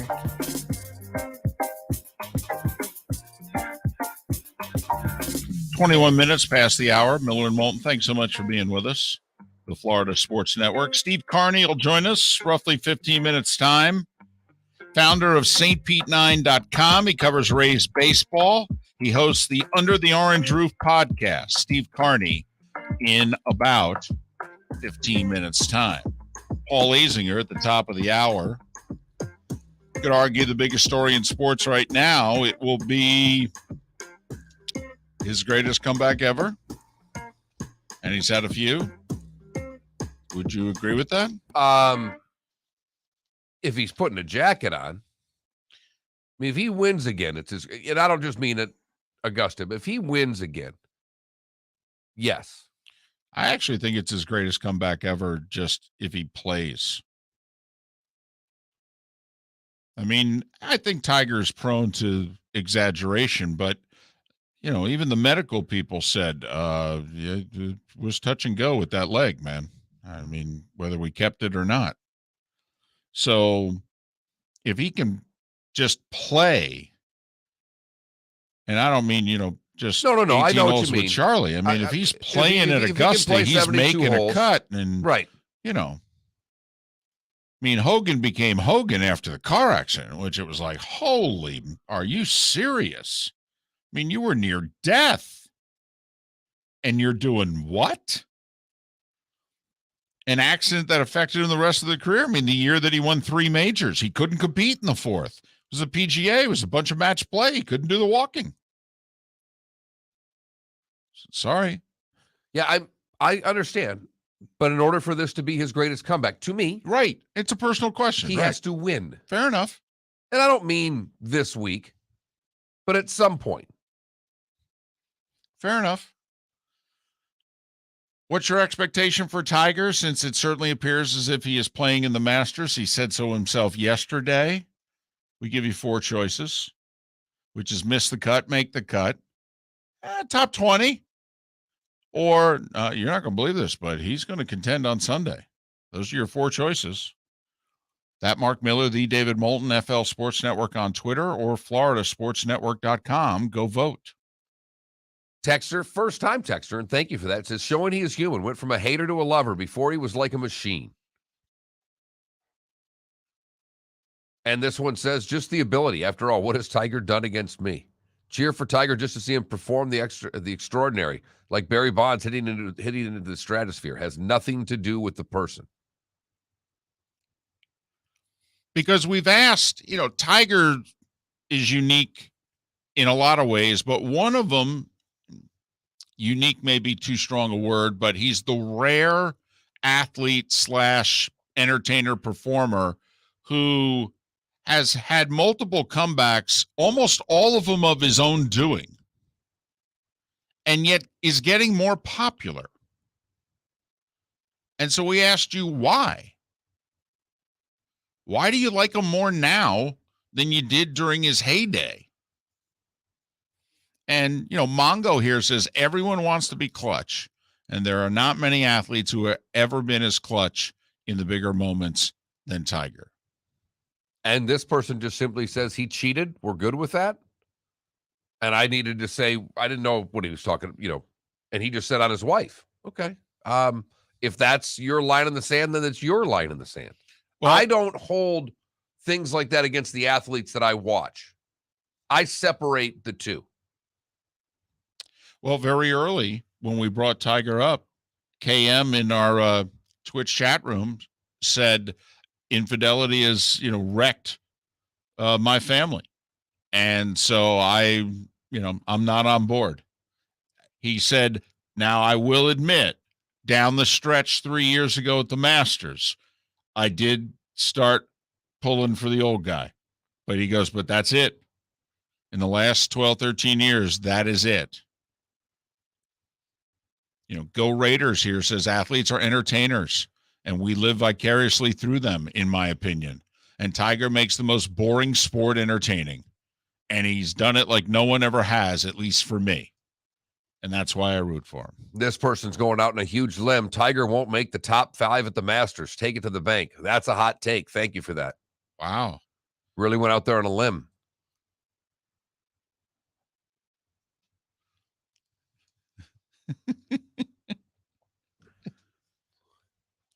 We don't think he will either. No, I think he can make a top 20. I think he'll make the cut, and I think he'll contend for the top 20. Paul says, doesn't popularity typically increase as people get older? Not if they screw up, it doesn't. I mean, we're all for comebacks, although not for everyone.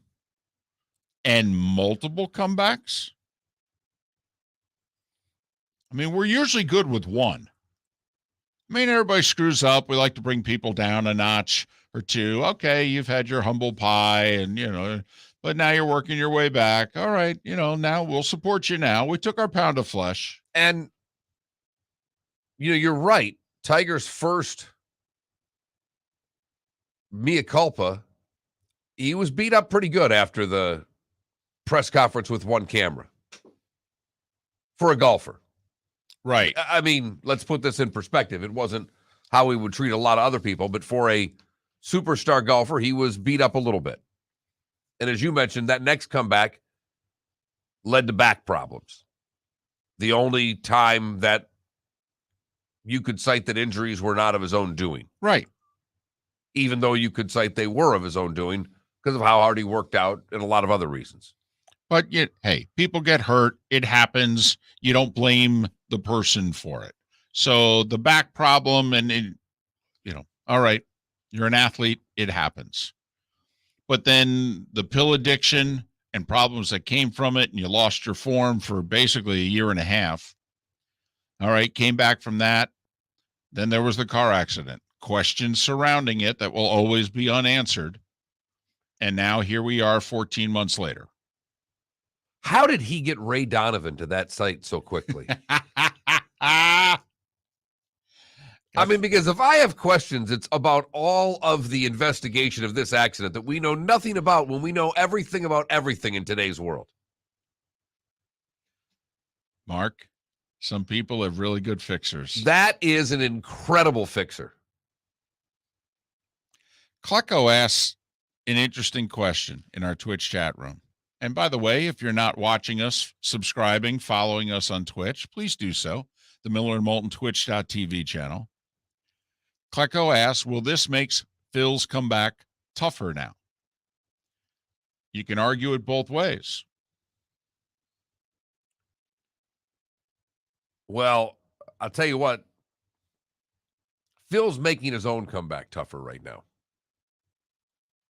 By apparently, walking off the face of the earth for a month. Phil's comeback would have been better, in my estimation, if he would have just showed up yesterday. Flown in, done the champions dinner, and flown out. Didn't have to talk to anybody other than fellow golfers. Had a nice night, had a couple drinks, could have been on the plane last night, never even spent the night in Augusta. Right. Could have been there for 6 hours. A personal appearance, if you will. Yep. We do have to throw this out there, though. There's a strong possibility that Phil's suspended. There's a strong possibility of it. There's also the possibility that Augusta said, hey, stay away. You know what? Do us a favor. Just not this year. How long's the damn suspension for? Well, I mean, the PGA is in a little more than a month. He's a defending champion. I'd like to think it's lifted by then. If he's not playing in the PGA, I'm sending a search party. Now I'm worried. No doubt about that. When we come back on the other side, we will talk with Steve Carney. He is the founder of the St. Pete Nine, and we'll get our Tampa Bay Rays preview with their over-unders right around 90.5 games, if memory serves me right. I'm picking them to win the East. Hey, they're spending like $85 million on payroll. That's a fortune.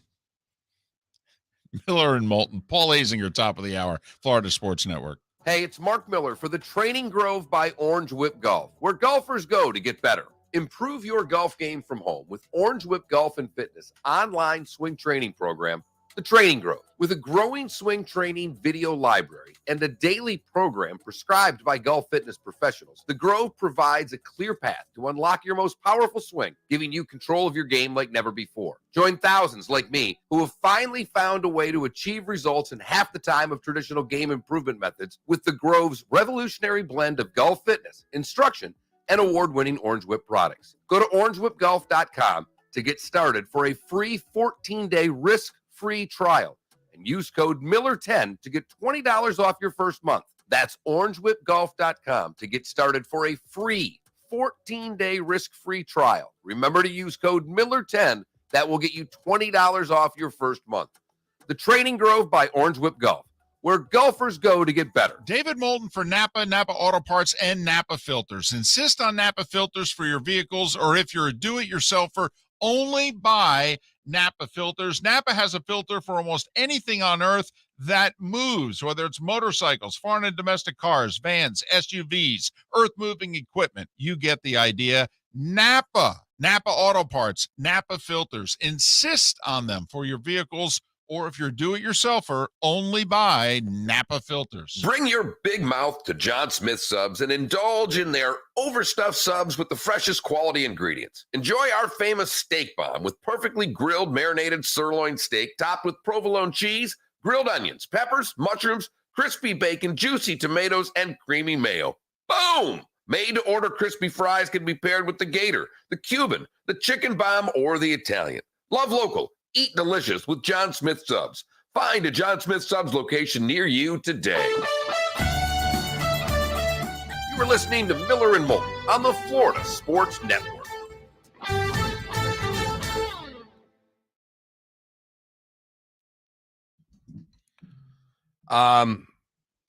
I will say the Pellegrino flavored ones are not half bad, but I don't do that stuff. I am not a bubbly water person. Sparkling water sucks. With all due respect.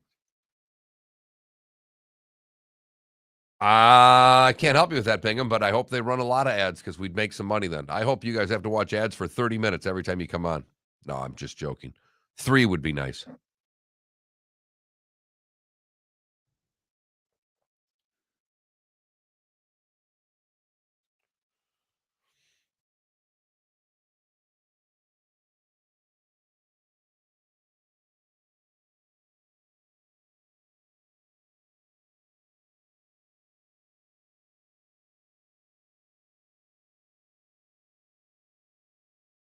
It's gray.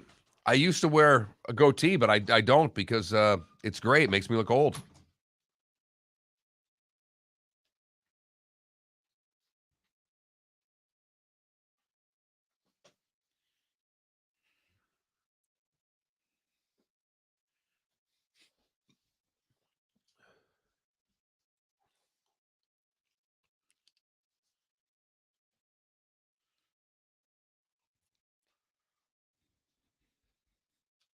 Yes.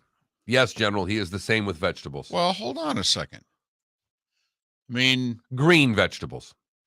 I love green beans. I actually like lima beans, and I like peas. Corn? I'm fine with it. Love corn. Love corn. All the stuff in carrots, I'm fine with. Hate all the cauliflower. No.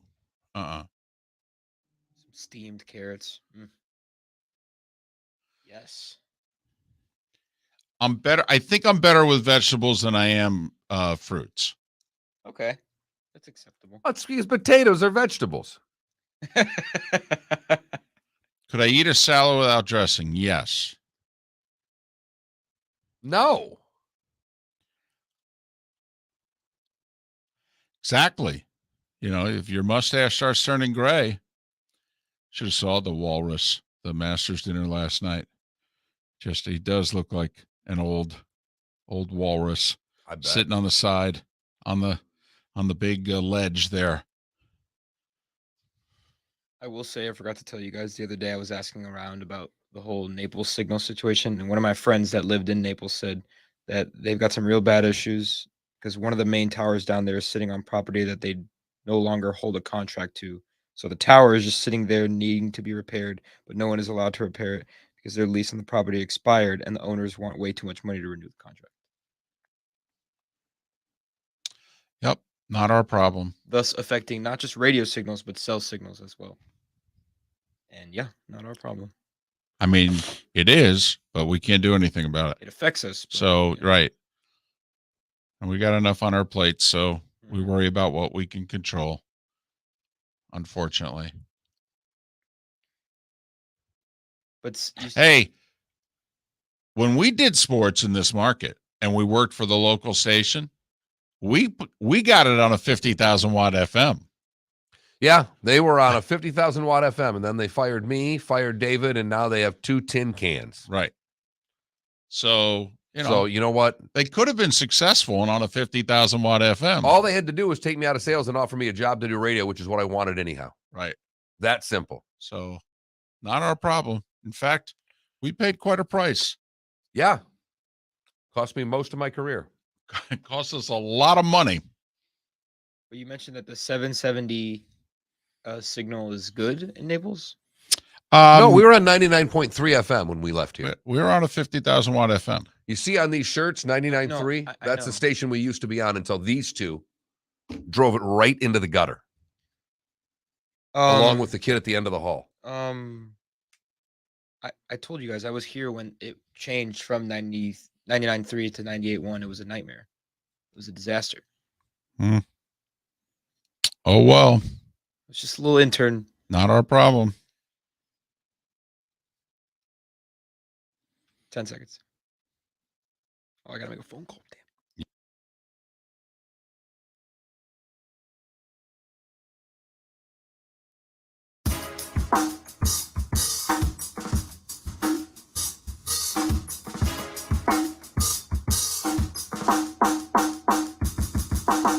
Welcome back to Miller and Moulton, only on the Florida Sports Network.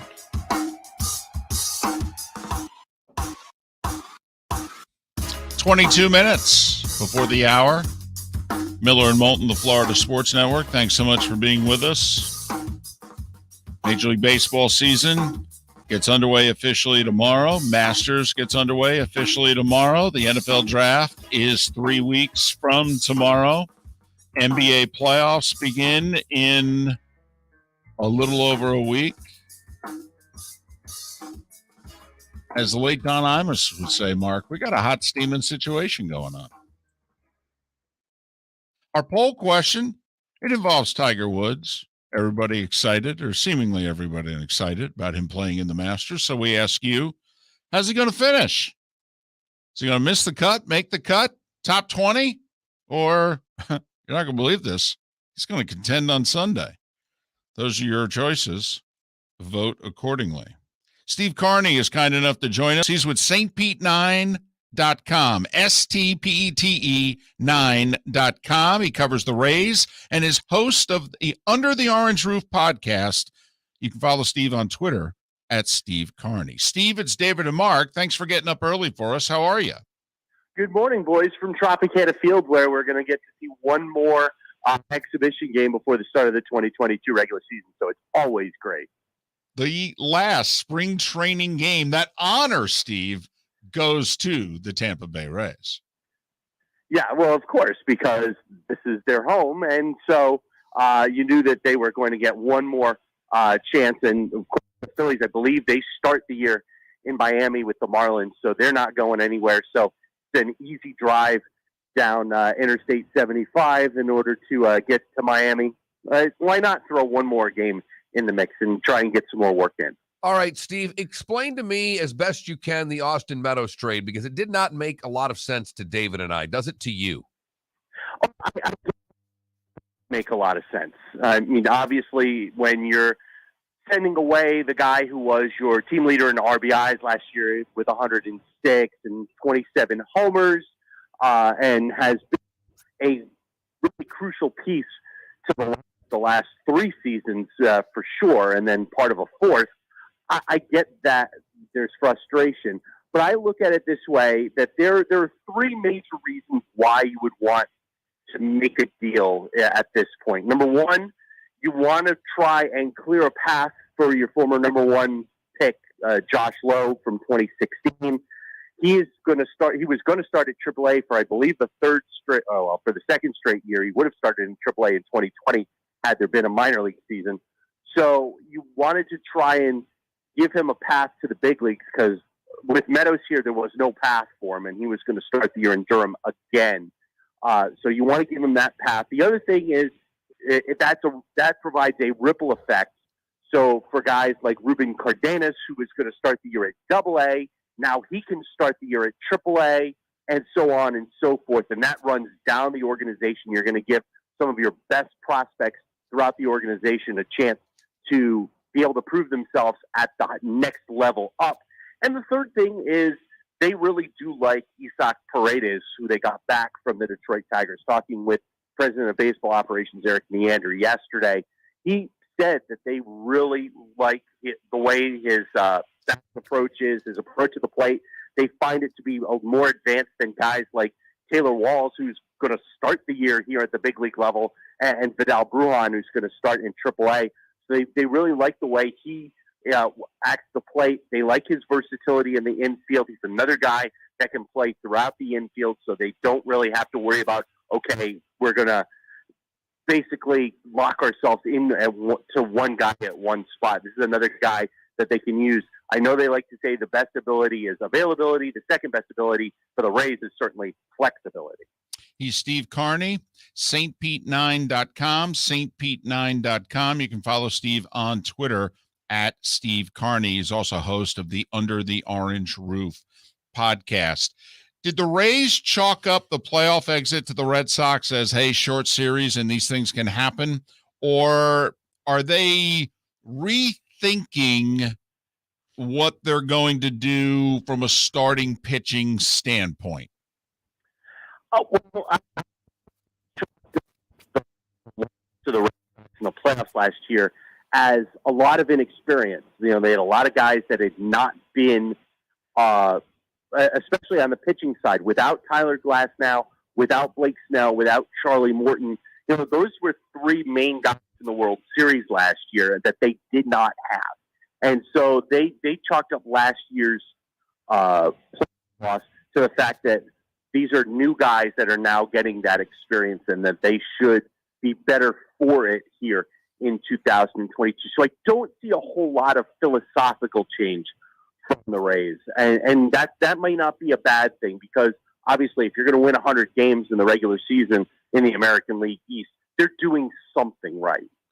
No doubt there. And one of the other things, this year, obviously with how we shortened spring training and jammed it all in, you're going to be extra roster spots for the first month of the season. It seems to me that this might prove to be better for the Rays than any other team in baseball. They have a vast staff. Their depth in their minors is good. And the way their pitching staff goes, the more guys up the first month of the season, to me, the better. Don't you agree that this could be a big advantage of finding another bullpen arm for the Rays? Oh, absolutely. I certainly think that if you're going to give Kevin Cash and the coaching staff an extra pitcher or two for the first month of the season, they're going to take full advantage of that situation. And the fact that it is going to allow you to stretch out some of these pitchers, the starting pitchers, that didn't get fully stretched out in spring training. Now, Corey Kluber, he's fully stretched out, amazingly enough. He got to 5 innings and right around 75, 80 pitches yesterday. So I do think that he's going to be all right. But the question then becomes, can you get Shane McClanahan, who I think has only pitched through 4? Can you get him stretched out? And these extra pitchers are going to give you that opportunity in the month of April to make sure that these guys are stretched out safely. Because you remember what happened in 2020 with the short spring. We had a lot of guys here in Tampa Bay go down with injuries. Jalen Beeks, Yanni Chirinos, Colin Poche all had Tommy John surgery in 2020, either right before the season or right after the season started. So getting these guys and having them healthy for the season is the biggest key for any sort of success for this team this year. Steve, it seems to me this offseason, and I may be wrong, but that the Rays didn't make a move because of payroll, which has not always been the case. I mean, they reportedly offered Freddie Freeman $25 million a year for at least 5 years. They just extended Margot yesterday, 2 years, $19 million. That's a solid, fair contract offer. It seemed they're on the hook, I think, for 85 plus million right now from a payroll standpoint, which is obviously small in comparison to the rest of the teams, but not small for the Rays. It seems as if the Rays in 2022 so far are not having to make moves because of payroll. Is that a fair observation? Oh, absolutely. They've got cost certainty on a lot of these guys, so they didn't have to make a move for payroll. I know Rays fans were wondering with the Meadows deal, why not trade Kevin Kiermaier? And the answer to that question is, if you're trading Kevin Kiermaier, you're doing it because you're going to owe him at least $14.5 million this year because of his base salary. And if you don't pick up his option for next year, I believe the buyout is $2.5 million. So that would have been a salary dump as opposed to what they did with Meadows and getting Isaac Paredes back in return. I like that. I like the fact that they went out and extended Margot, so they've got him not just for this year, but the next 2 years as well. So you've got some certainty there. Plus the payroll is at a point where if you do need to go out and make a move at some point here, say, I don't know, July 31st, and you find yourself needing that extra piece from someone in order to stay where you are in the postseason race or even improve your standings, you can go out and do that and not have to worry about it. They're going to be able to score enough runs. I mean, at the end of the day, with Toronto and the Yanks in this division, are they going to be able to have enough offensive firepower to keep up? Well, I certainly think so, guys. Talking to him yesterday, he knows that there's going to be, without Meadows, there's going to have to be a makeup from somewhere, and it's going to end up being in the aggregate. They're going to have to try and recreate him that way, and that's why they went out and got Harold Ramirez. That's why they went out and got Luke Raley, and that's why they're hoping that Paredes will be able to contribute at some point here once he gets settled in and accustomed to the Rays way of things here when he's in AAA, and hopefully when he gets to the big leagues at some point here this season. Plus, you're expecting Brandon Lau to maintain what he did. You can also get improvements from guys like Marco, Yandy Diaz, G-Man Choi. I think there's going to be a way that they can score enough runs, and that's good.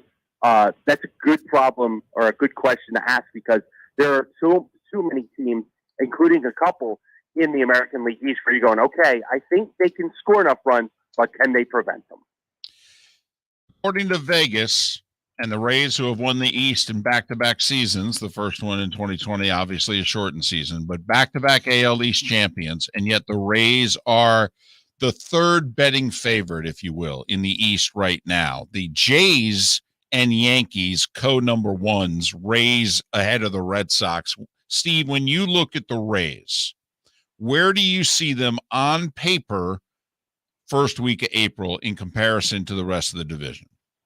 I think schedule for sure. You look at what they've got the first 6 games of the season, playing at home against Baltimore, who we know is not a very good team, and Oakland, who unloaded all their pieces in the spring. So I've been saying that if this team isn't 5-1 after the first 6 games of the season, then you can start going, okay, now, I don't even call it a disappointment, but you've got to win both of these series to start the year and get yourself off on a good foot, especially because that's now 6 fewer games you're going to have against bottom dwellers. He's Steve Carney. The website is stpete9.com, stpete9.com. He's also host of the Under the Orange Roof podcast. Follow Steve on Twitter at Steve Carney, Carney.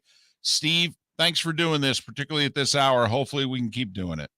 I certainly hope so, guys. It's been a pleasure. Steve Carney, stpete9.com, Under the Orange Roof podcast at Steve Carney. I've seen 89.5, 90, 90.5 for an over-under on the Rays. They won 100 last year. Yeah, 90.5 is what I saw when I looked this morning, but I've seen around 92.5, between 92 and 93 for both the Jays and the Yankees. Red Sox coming in fourth, and they finished, I think, tied for second last year with the Yankees with 92 wins. And I've seen the Red Sox over under around 85.5, 86. just want to see if Tampa can score enough. Well, they're not going to score like they did last year, but I think they were number 1 or 2 in the league Right. last year in offense. But put it this way, say they have like their top 10 in runs. Oh, they're fine. They're fine. But that's where they need to be. Agreed. Because Toronto's going to be number 1. The Yankees should be 4 or 5. It's funny. I'm not as high on the Yankees as everybody else is this year. I do not think, and Cashman, who I thought for 2 years did a really good job, I do not like their offseason this year at all. But you don't like it mainly because of their pitching staff. Well, also, I the shortstop they got is average. They're counting on Gleyber Torres at second, who hasn't been good for 2 years. I mean, their defensive outfield is interesting, and I'm being kind. Once again, of those things, I'll grant you every one of them. They're still going to be in the top 5 in the league in runs. Yeah, they will then, but they'll do it the way they always do it. No, absolutely. In bunches, a bunch of zeros and then a crooked number. That they don't create a lot of runs. No, I'm with you. And they need Judge and Stanton to stay healthy, and they don't stay healthy. And Judge has said, by the way, the deadline's 1:00 tomorrow to sign me, or else I'm going to be a free agent. So if you're a Yankees fan, you got 30 hours to sign Aaron Judge to a long-term extension. Because the Yankees can now be outbid, which is not something that you could ever say in the history of the sport before. Not only can, have been, and routinely are in the last couple of years. And it's not just the Dodgers doing it. That's the scary thing, David. Paul Azinger coming up at the top of the hour. There is a breaking news story. It involves the NFL. Wide receivers getting paid, Mark. First it was Devontae Adams, then Tyreek Hill. Stephon Diggs gets $26 million a year for 4 years to remain with the Bills. 4 for 104. Wow. That's a pretty large number, David. Well, he's a number 1 receiver, and they can afford it. Paul Azinger next. David Moulton for Napa Auto Parts, and Napa Filters. Insist on Napa Filters for your vehicles, or if you're a do-it-yourselfer, only buy Napa Filters. Napa has a filter for almost anything on earth that moves, whether it's motorcycles, foreign and domestic cars, vans, SUVs, earth-moving equipment. You get the idea. Napa Auto Parts, Napa Filters. Insist on them for your vehicles, or if you're do-it-yourselfer, only buy Napa Filters. Hey, it's Mark Miller for the Training Grove by Orange Whip Golf, where golfers go to get better. Improve your golf game from home with Orange Whip Golf and Fitness online swing training program, The Training Grove. With a growing swing training video library and a daily program prescribed by golf fitness professionals, The Grove provides a clear path to unlock your most powerful swing, giving you control of your game like never before. Join thousands like me who have finally found a way to achieve results in half the time of traditional game improvement methods with The Grove's revolutionary blend of golf fitness, instruction,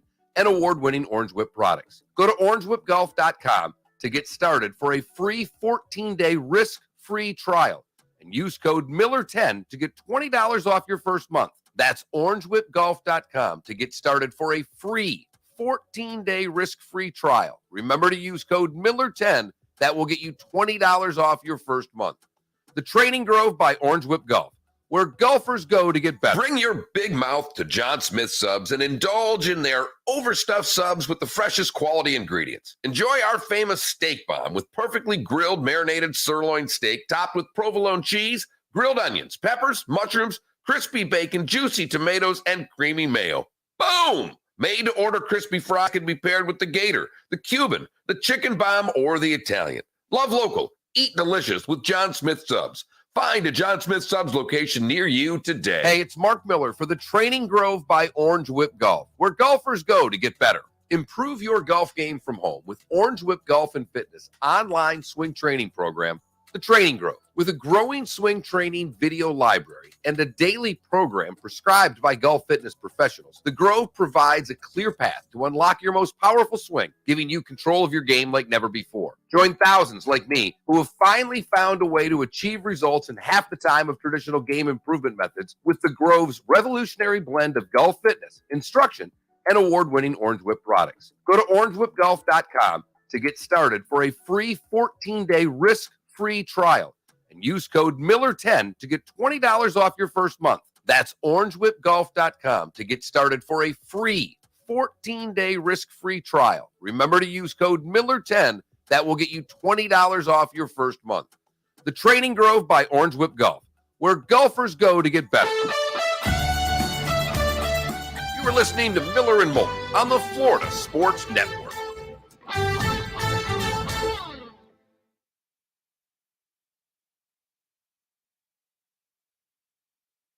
Tonight, right? Yes, you do. And then you got to lose with it.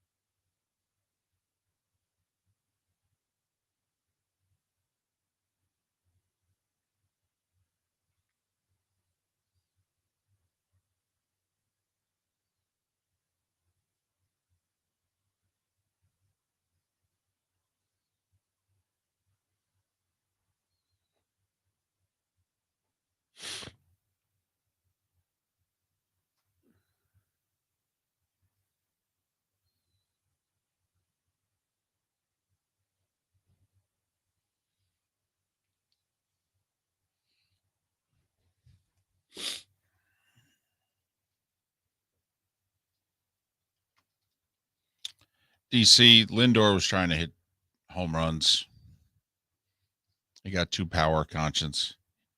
He was trying to hit 30 home runs. He needs to be a 20 home run guy who hits line drives in the alley. He did not have a good 2020, the 60 game season. And people said, oh, it's the aberration, but he continued doing what he did then, which is try to hit for too much power.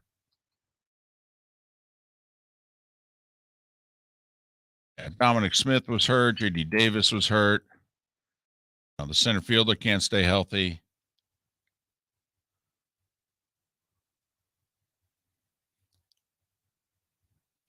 Wander, absolutely. RCB, Wander will be an MVP candidate.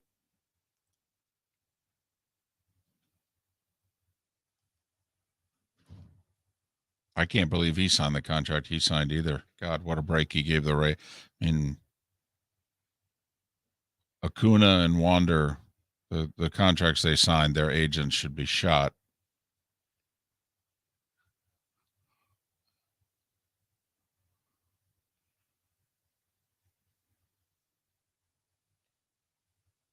Yeah, DC, he's a line drive hitter. A lot of extra bases, but, he's 20 home run, or he should be. It's 22 home run shortstop, not a 32 home run shortstop. We'll say his defense, though, was excellent all last year. He didn't take it into the field with him. And he's still 27. And besides, it's Steve Cohen's money. He doesn't care. Why should anybody else?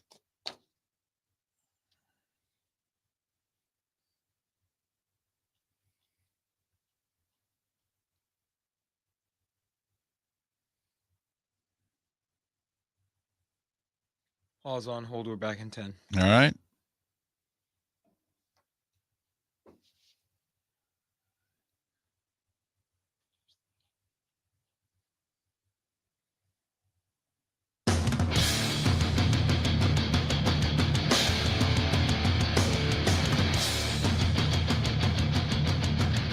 You are listening to Miller and Moulton, exclusively on the Florida Sports Network.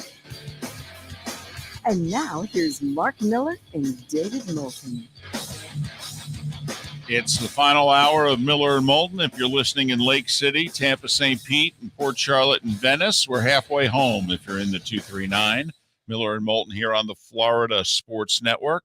Seth Everett to join us around the bottom of the hour. It's a pleasure to catch back up with Paul Azinger. He and Dan Hicks are the voice of golf on NBC. And after working 6 tournaments in a row, Paul can go fishing this week. You can follow Paul on Twitter at Paul Azinger. All right, we know you're going fishing right after this interview. My co-host Mark here he's the fisherman. I'm not. So what are you fishing? What's your bait? Let us know. Well, I'll tell you what. Today the wind is cranking from the south, maybe a little west. So I'm going to get tucked in behind a few shorelines and try to catch some redfish and some snook. Throw swim baits, and then this new lure I've discovered called the Whopper Flopper. Do you use a sand wedge with the Whopper Flopper? Is that do you have something with you with the Whopper Flopper? No, I fished in a lake in Texas called Canyon Lake, and we just used the Whopper Flopper. It was hilarious, and we caught a bunch of nice big bass. So, Dan Mickelson's AWOL. I don't know if he's in hiding or if he's suspended or if he just decided to go away. Well, quickly then, we'll go here before we get to Tiger and the Masters. Can Phil recover from this? I mean, your thoughts on this when does someone extend the olive branch and we let bygones be bygones? That's a fair question because I don't see it happening anytime soon. I mean, everybody out there, nobody's really missing Phil that's playing the game, and nobody willing to forgive him at this point. I don't think. You know, he's made probably $500 million or more in his career, and he's literally writing the bylaws for a tour in Saudi Arabia, and then comes out and says he doesn't even care if it's successful. He just wants to use that money in Saudi Arabia to leverage it against the tour, which I think he must have been successful at because he finished second in this new player impact program thing that they are just handing money out to players. And Mickelson got $6 million for finishing second in this player impact program. And he's the reason, and the Saudi tour is the reason that impact program was even put in place because I think mainly Phil used that Saudi money to leverage that the top players needed more money. And then at the end of the year, the tour they're going to hand Tiger $10 million at the end of the year because his impact just right here at the Masters alone. And I'm not sure who's going to get second, but it's a lot of money. I mean, they're just giving it away. I didn't know they had that much money. Always like when they're giving some to somebody. We'd like a little bit for us. All right, let's go to Augusta. Just, Paul, how surprised are you that Tiger's even playing? Well, after hearing that he had mobility in his ankle, which I heard that actually at the Tour Championship last year, I just thought, well, he's coming back. I don't know when, but it makes sense that he would come back here. He loves the course. He knows it like the back of his hand. The challenge is going to be obviously if he can walk it. You know, he can get shin splints at his age. It's very hilly. You never know. A new injury could crop up. But I just am thrilled because, you know, look, the last 6 weeks when we worked, none of the top 10 players in the world won a tournament. Every one of those guys in the top 10, most of them had a chance and just could not pull it off. And, you know, we had a bunch of unheralded guys winning. Scotty Scheffler won twice. He's a new superstar. But I think Tiger's looking at these players and, like, he's thinking, man, I just don't see anybody other than maybe Cam Smith that can hold a putt when he has to hold it. And that's what it comes down to every week. You have to hit it nice, which apparently Tiger's doing that. But who do you trust to make a clutch putt at Augusta? I trust Tiger, and that's about it. I can't trust Rory to make that putt. There's just a lot of guys that I guess I can trust Cam Smith to make it.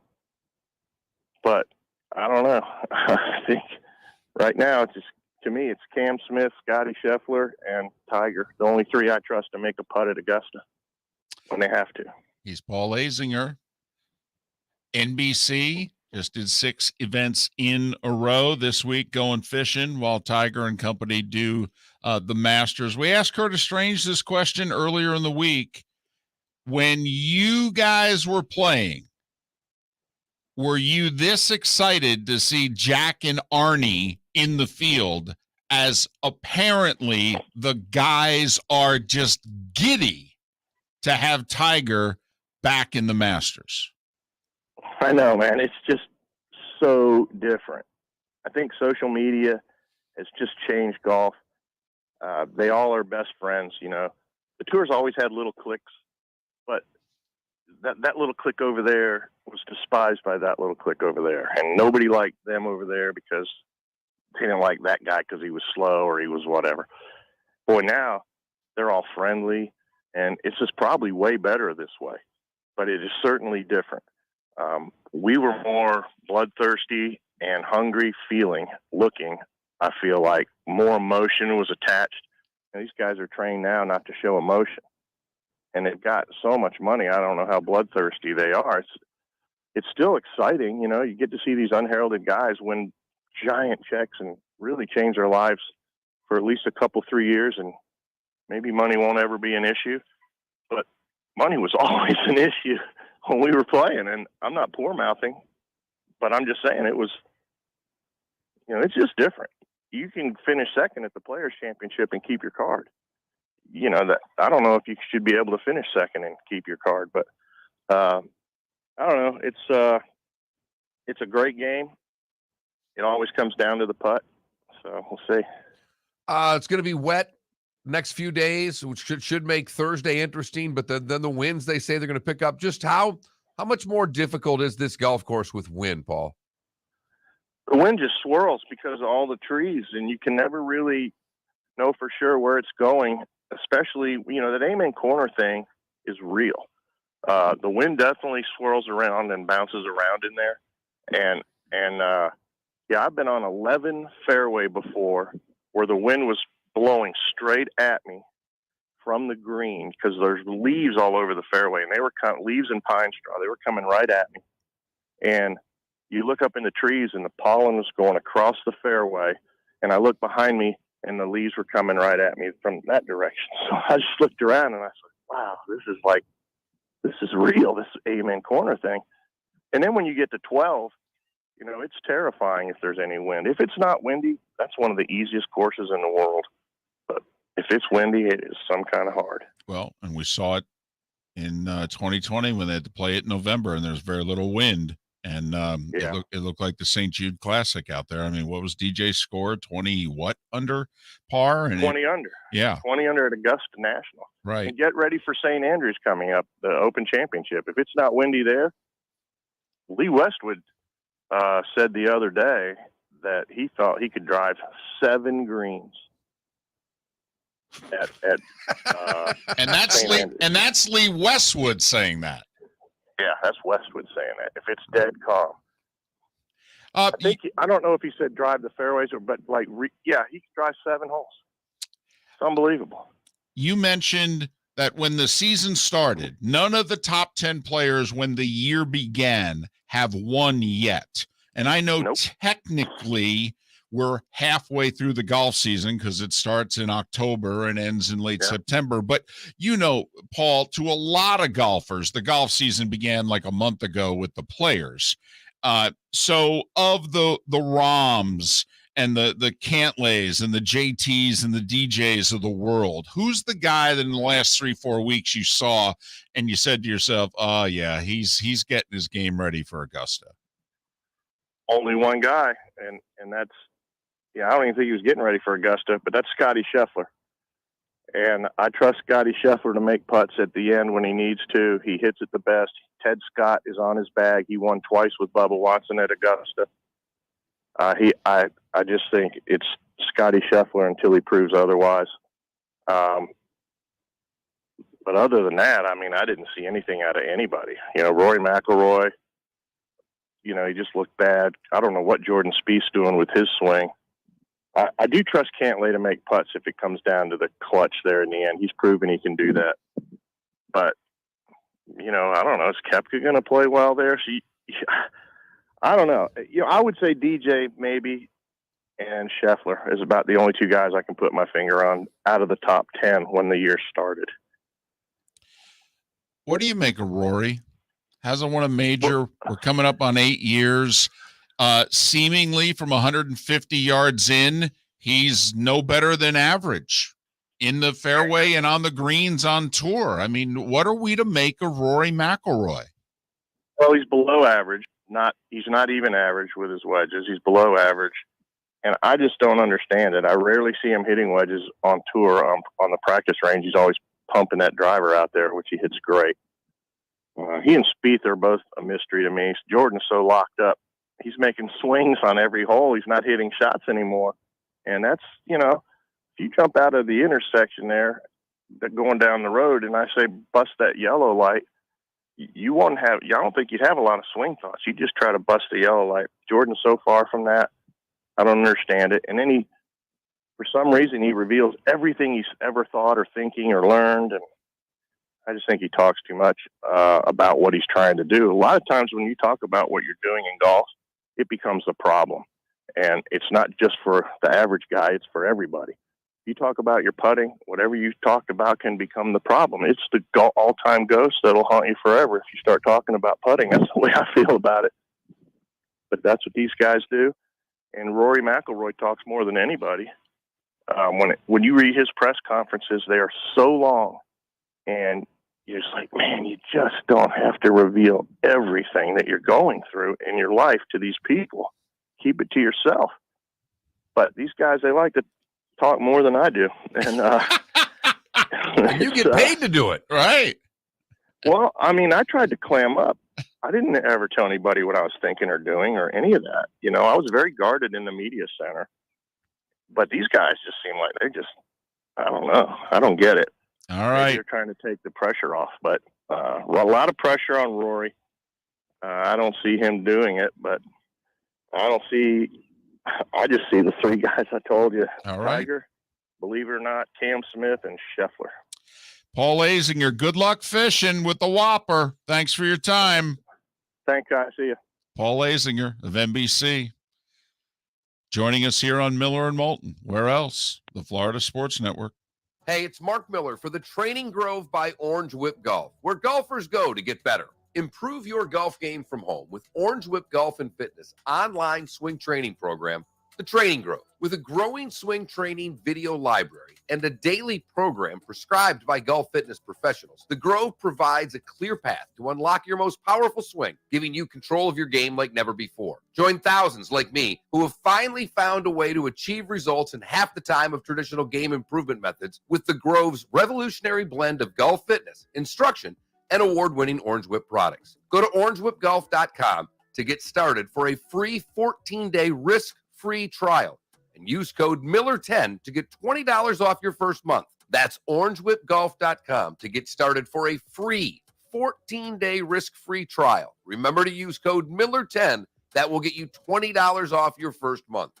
The Training Grove by Orange Whip Golf, where golfers go to get better. David Moulton for Napa, Napa Auto Parts, and Napa Filters. Insist on Napa filters for your vehicles, or if you're a do-it-yourselfer, only buy Napa filters. Napa has a filter for almost anything on earth that moves, whether it's motorcycles, foreign and domestic cars, vans, SUVs, earth-moving equipment. You get the idea. Napa Auto Parts, Napa filters. Insist on them for your vehicles, or if you're do-it-yourselfer, only buy Napa filters. Bring your big mouth to John Smith Subs and indulge in their overstuffed subs with the freshest quality ingredients. Enjoy our famous steak bomb with perfectly grilled marinated sirloin steak topped with provolone cheese, grilled onions, peppers, mushrooms, crispy bacon, juicy tomatoes, and creamy mayo. Boom! Made-to-order crispy fries can be paired with the Gator, the Cuban, the Chicken Bomb, or the Italian. Love local. Eat delicious with John Smith Subs. Find a John Smith Subs location near you today. You are listening to Miller and Moulton on the Florida Sports Network.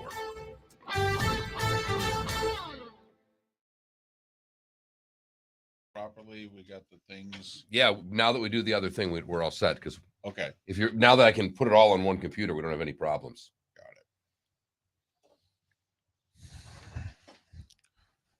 it. Yeah, Zinger's awesome. I got to tell you, sitting around an hour before the broadcast, he's great.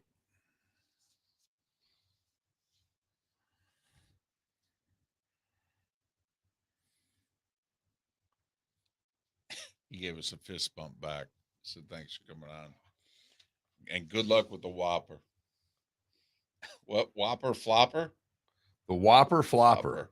Whopper Plopper is what someone says here. Hops, it would be great. The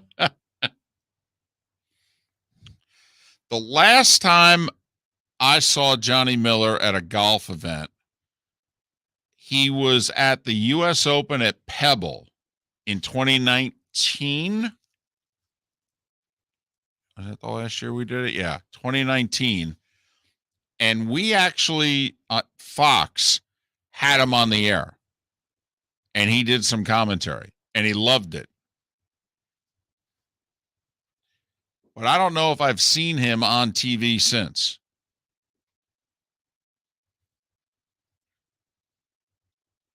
Vern's on 16.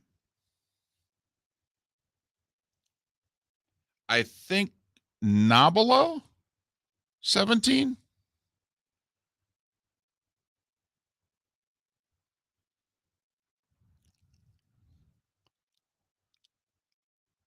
A Whopper Plopper knockoff for $3. Oh my God. That's fucking hysterical. That's funny. Oh, what do you got there? To calm Will down, they gave him a statue of Jada. That's really solid. That's really good. That's a good one, okay, music. Whopper Plopper, are you jerking my bobber? That's rock solid.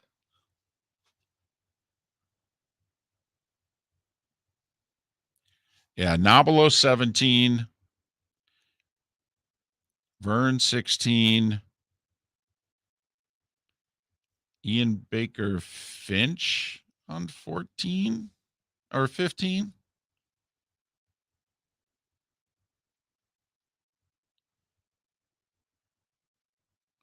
Bill McAtee used to get 14 forever. I don't know if they still. But, you know, they got the Immelman guy and they got Dottie and. Immelman, my guy.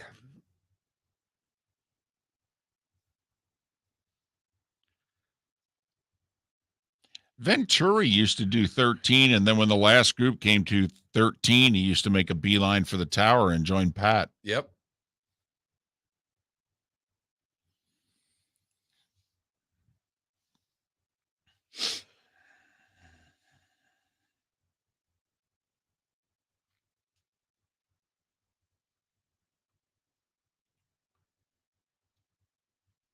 You could take the Azinger thing down. I sure if you can. would, sir. Longer is playing. Yep.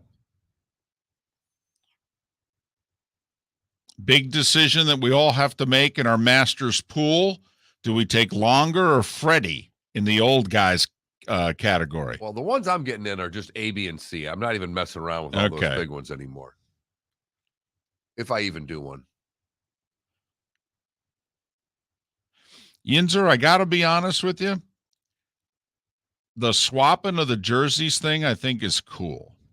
I think it's a sign of respect. I love when Dwayne Wade did it anytime he played a team for the last time in his last season. The whole hugging and being best buddies, I'm not. But Well, I all actually right, get the swapping can of the we jerseys. just for a second quit blaming today's athlete?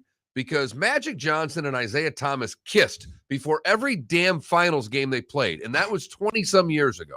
It's over 30. Coming back. All right?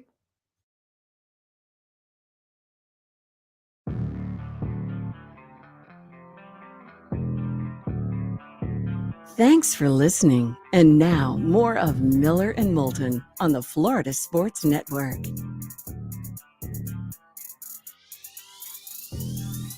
21 minutes past the hour. Miller and Moulton, thanks for being with us. The Florida Sports Network. Seth Everett to join us in roughly 15 minutes' time.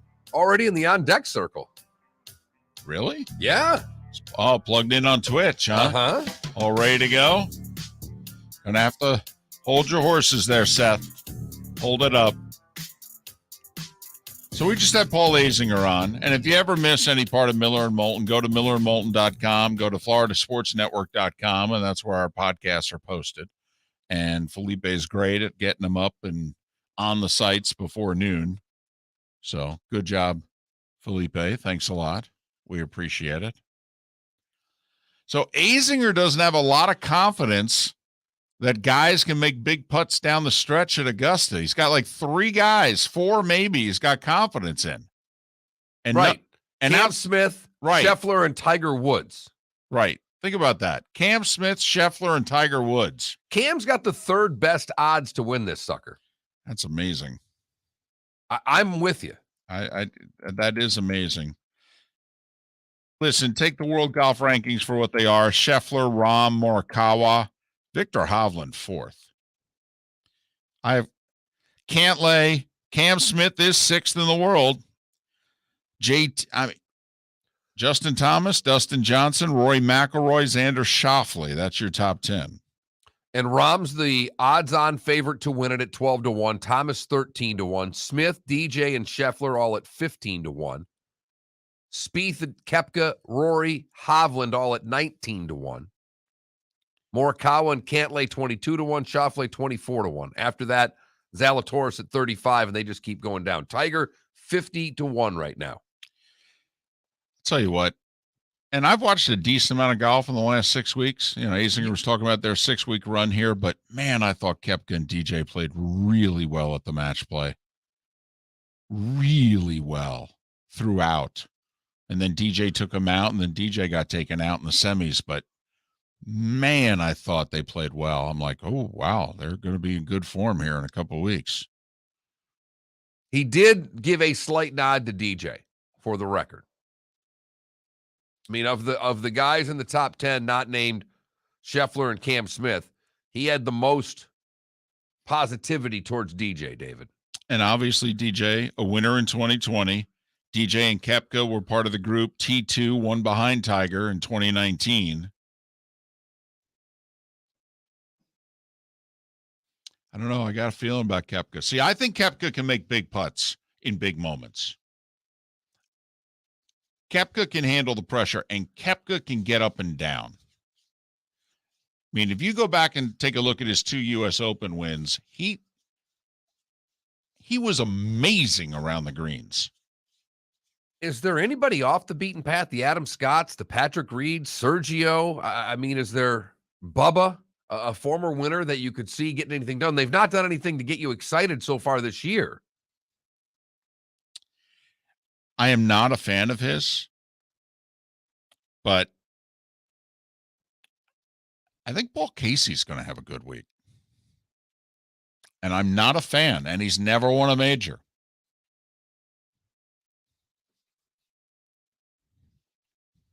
I have trouble seeing him win. 65-1, by the way. That's pretty good odds. What? How about my buddy Max Homa? 75-1. Okay. Just throwing it out there. I will say I don't think Max is intimidated. I don't know if he's got the game. All right. Makes a lot of birdies. Makes a lot of birdies. Only played here once before, I think. Missed the cut last year. Mm-hmm. So, to me, a guy like Fleetwood at 70-1, I see him playing on the weekend.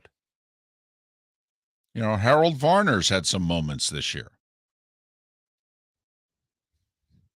So it's fascinating to me. When's Fleetwood going to win a major, by the way? I don't know. All of a sudden the years go by and you're like, you're not 29 anymore. It's like, you're getting into your mid-30s there. How many majors you got? 0. Really? When do you think you're going to start winning these?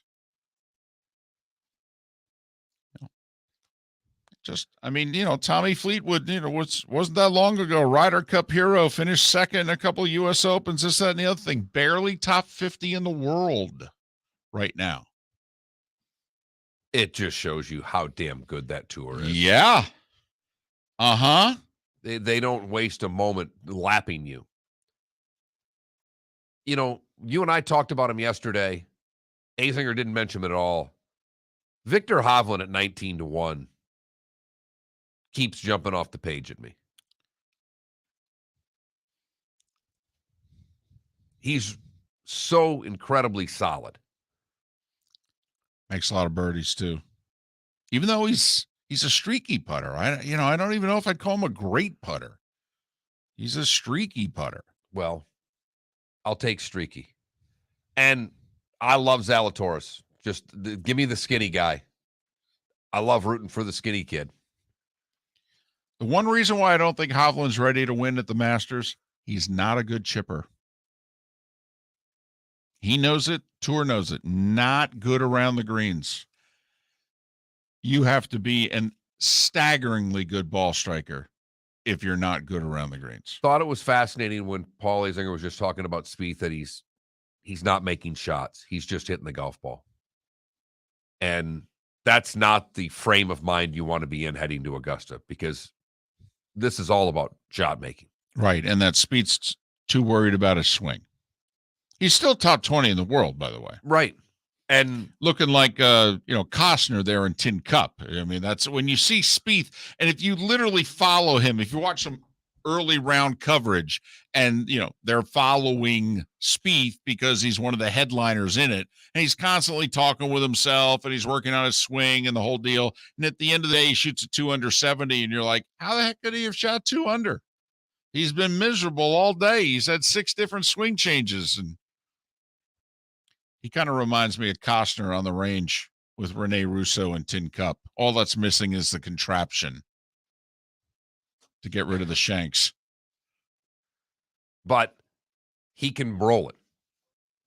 And he feels like there's not a putt he's not going to make. And at that golf course, when you know how to roll it, you're always in contention. And that's the difference between he and everybody else. Rory McIlroy is the 9th ranked golfer in the world. That's stunning to me.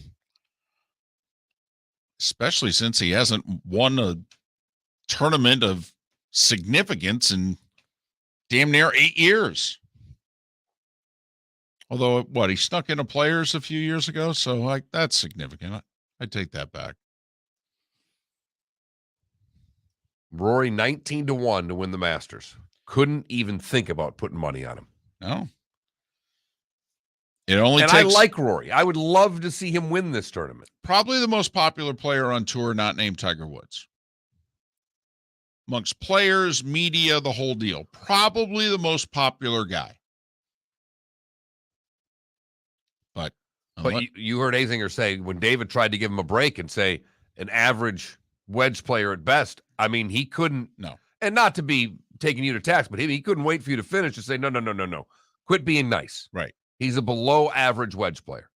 Was an interesting observation in which he said, and yet every time I see him on the range, he's hitting driver. It's amazing to me that someone that good is a below average wedge player.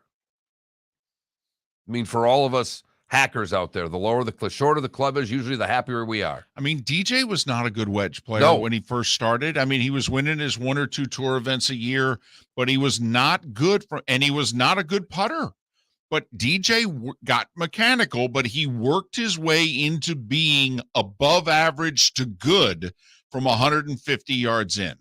Rory has not made that adjustment and has still won 4 majors and has basically been top 10 in the world for 12 years. And yet we all acknowledge not a good putter, not a good wedge player. Two things that seem like they're pretty important to win at Augusta. They will start tomorrow. The par 3 is today. We will talk with one Seth Everett next. It's Miller and Moulton. Seth Everett on the other side right here on the Florida Sports Network. Hey, it's Mark Miller for the Training Grove by Orange Whip Golf, where golfers go to get better. Improve your golf game from home with Orange Whip Golf and Fitness online swing training program, The Training Grove. With a growing swing training video library and a daily program prescribed by golf fitness professionals, The Grove provides a clear path to unlock your most powerful swing, giving you control of your game like never before. Join thousands like me who have finally found a way to achieve results in half the time of traditional game improvement methods with The Grove's revolutionary blend of golf fitness, instruction, and award-winning Orange Whip products. Go to orangewhipgolf.com to get started for a free 14-day risk-free trial and use code Miller10 to get $20 off your first month. That's orangewhipgolf.com to get started for a free 14-day risk-free trial. Remember to use code Miller10. That will get you $20 off your first month. The Training Grove by Orange Whip Golf, where golfers go to get better. David Moulton for Napa, Napa Auto Parts, and Napa Filters. Insist on Napa filters for your vehicles, or if you're a do-it-yourselfer, only buy Napa filters. Napa has a filter for almost anything on earth that moves, whether it's motorcycles, foreign and domestic cars, vans, SUVs, earth-moving equipment. You get the idea. Napa Auto Parts, Napa filters. Insist on them for your vehicles, or if you're do-it-yourselfer, only buy Napa filters. Bring your big mouth to John Smith Subs and indulge in their overstuffed subs with the freshest quality ingredients. Enjoy our famous steak bomb with perfectly grilled marinated sirloin steak topped with provolone cheese, grilled onions, peppers, mushrooms, crispy bacon, juicy tomatoes, and creamy mayo. Boom! Made-to-order crispy fries can be paired with the gator, the Cuban, the chicken bomb, or the Italian. Love local. Eat delicious with John Smith Subs. Find a John Smith Subs location near you today. You are listening to Miller and Moulton on the Florida Sports Network.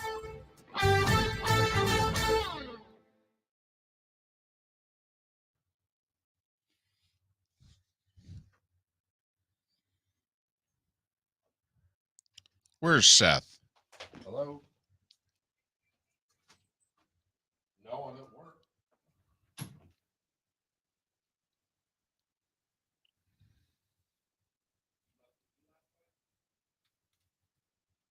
Seth there?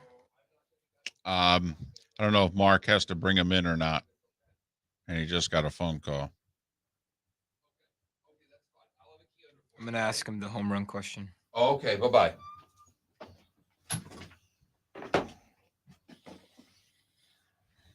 Cleaner lost her key, left her key. I knew she did. I thought she quit last time. Forgot to leave her a key under the door this morning. Do you bring Seth in or I do? All right. Seth, we're coming.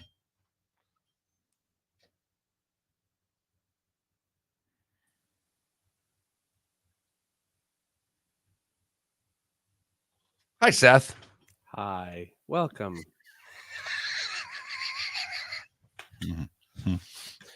I don't know what class I was just taking on Zoom right there, but it looked like a poly. I don't know. It was almost a welcome to Poli Sci 301. Thank you for I'm coming to my Professor master's Everett. class. Your professor. Today we will be talking about the theory of relativity. Nice New Jersey Nets warm up. New Jersey Nets, baby. New Jersey. I like the Kraken shirt though. Thank you. Nice. My Devils play the Kraken next Saturday. By the way, Seth, Yes. in honor of your weekly appearance on our show, Yes. today was a big day in your young sports fan life. The New Jersey Devils' first ever playoff game was tonight. Oh, the Chicago. No. First ever playoff game. Oh, they played the Islanders or the Capitals? The Islanders. The Islanders. On the road. They was- lost in overtime 4-3, and it I was was in 14. 88. I was 14, and we just talked about that run because Gary Thorne was doing the Mets games. Right. And Jiggs McDonald had done the Islanders game. So when the Islanders were eliminated for the second and third round against Washington and Boston, Jigs did a bunch of the games. So my first ever playoff memory involves the Islanders announcer. Well, and that Devils playoff run cost Gary Thorne his Mets job.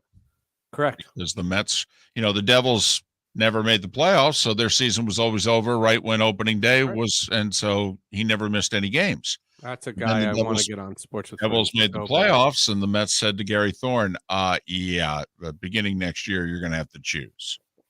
Great Gary Thorne story. We were at the All-Star game in Seattle in 2001. Gary Thorne was calling the All-Star game for MLB International. And Billy Sample, my partner at the time, says, so Gary, when you're doing the international broadcast, how do you cater the broadcast to an international audience? And with a straight face, Gary says, well, we do each inning in a different language.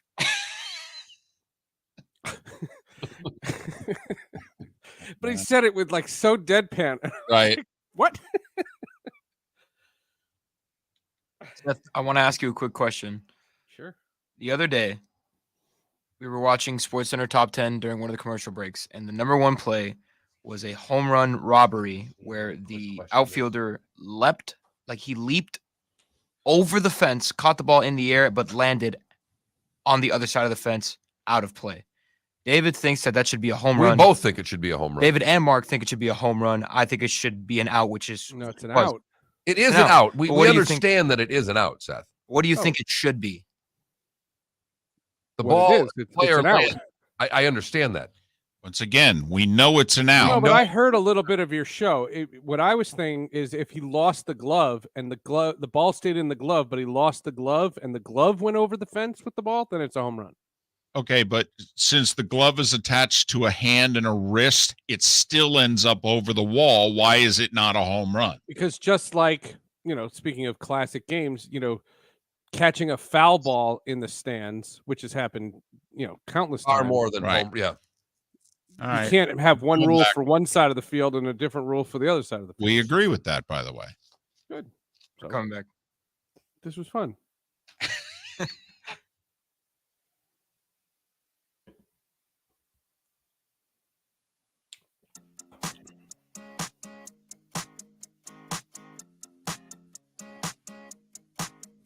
You're listening to Miller and Moulton, exclusively on the Florida Sports Network. 22 minutes before the hour. Thanks so much for being with us. Miller and Moulton, the Florida Sports Network. Seth Everett's kind enough to join us once again. He of three great podcasts, Sports with Friends, Hall of Justice, and Tech Stream. Follow him at Seth_Everett on Twitter. Seth, the conversation was brought up in the final minute of the break by Felipe, but it was a conversation that as we were yelling at one another earlier in the week, we thought it would have been perfect for you. All right. Really? It was, and for those that were with us earlier in the week, when we got on the tangent of when an outfielder leaps over the wall, makes a catch, but then falls over the wall and ends up wherever, stands, grassy knoll, whatever. We know it's an out. Miller and Moulton contend it should be a home run. Where are you on that burning issue of the day? Burning. It has to be an out. And you can't have a different rule for both sides of the field. And we've seen countless times of foul balls being caught in the stands. Moises Alou comes to mind, just for fun. The idea of changing a rule just for that, baseball needs less home runs, not more. So keep it as an out. It's better for the sport. I also think that it ruins the highlight by awarding a home run. Here we go. It's all about the highlight. The Sports Center Yes. Top 10. Yeah. Okay. No. But think about the Jeffrey Mayer game. Now, hold on. That was different. The fan reached into the field of play. Correct. We're talking about instances in which the outfielder is reaching over the wall, and we don't even care that they reach over the wall. We care that they end up over the wall. They end up out of play. They end up where the ball is a home run. Dave Winfield would be great for this. An outfield, or rather, out of play is infinite. The home run is not. There's a defined home run fence. I get it. When the ball goes over the home run fence, it's called a home run. Foul territory extends infinitely. Seth, if we change the rule for the entire field, which also means that if you leap into the stands as a fielder, all right, you can catch the ball, but you better end up in the field of play. You better not end up in row one. If you end up in row one, it's a foul ball. That stinks. The Jeter play would have been a foul ball. Yes. Nah, boo. No, it actually wouldn't have, because we're moving forward. Anything that happened in the past would have still stayed. That's all. Oh, we're grandfathering it. We're not going back and changing the record. No. If you can, by the way, while you're on that trip, give Jim Boeheim back his wins, please. Hey, as long as I can give Coach K his losses for the year that he took a medical leave and decided that every other coach gets these wins and losses, but I don't, because I'm Coach K. Touche. Seth, we did announce that earlier in the week. If we were Grand Poobahs and we were put in charge of the NCAA, all of the banners that have been taken down, put them all back up. It would all come back. All go back up. Yes, it would all come back. That's not to say the rules weren't violated, but taking away wins is one of the stupidest, archaic, dumb rules ever. You can't go back in time. It's so stupid. And you can't vacate. Jim Boeheim's getting his 1,000th victory twice. So stupid. Bobby Bowden would get his wins back. Yes. Yep. And many a coach, all right, would get wins back. Banners would be put up at UMass and Memphis and Michigan. And yes, we would Louisville. We would take care of all of that. Yes. All right. Seth, tomorrow's opening day. It's usually a time that I would think you're going to be super excited. I'm just curious of where your brain is regarding opening day. Where are you going to be 1:00 tomorrow, Seth? Red Sox, Yankees, go. Well, it was interesting because this is the first opening day probably in 25 years, save for 2020, that I'm not at a ballpark. 25 years is a long time. The first time I covered an opening day was the first opening day I covered was 1997. The first year I covered the sport was 1996, when I covered the Colorado Rockies. 25 years is something that I think about, and I think about all the friendships. I think about the fact that the Seattle Mariners beating the Los Angeles Angels on a Sunday in September led to the creation of my children. I think about baseball. Whoa. Right. Yeah, I'll tell that story. No, it's very simple. The Mariners had to win on the 2000 final day of the season in 2000. They won on the last day of the year. They go on to play the White Sox. They go on to play the Yankees in the ALCS. I travel to New York and I meet the folks at Major League Baseball. And that's how I wound up leaving Seattle and working for the league. And that doesn't happen if the Mariners don't win that game. And so baseball has been very centric to my entire existence. It saddens me, but I'm not going against my word. I had access to credentials. I chose not to do it. I am taking my personal stand. This is not something I'm going to be tweeting about. It's not something I'm protesting anything. I don't want to be associated with the game anymore. So this sport on opening day, I'm saddened. I'm saddened. I do think it's funny and ironic that the Mets opener against the Nationals is probably going to be on Apple Plus, and a bunch of 60-plus people are going to lose their collective minds. Right. That I will be here for. That will be entertainment. Is there anything? Because listen, I took a year off from the NHL, and it was a year that the Rangers made the conference finals. And I'm not saying it's forever. I'm not saying it's forever. Okay, so this is not a forever thing. This is a 2022 protest.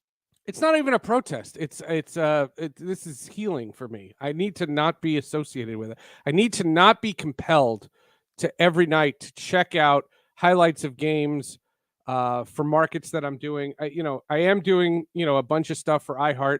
I have new hours coming and a bunch of things that I have to do. So I'll have to follow, teams.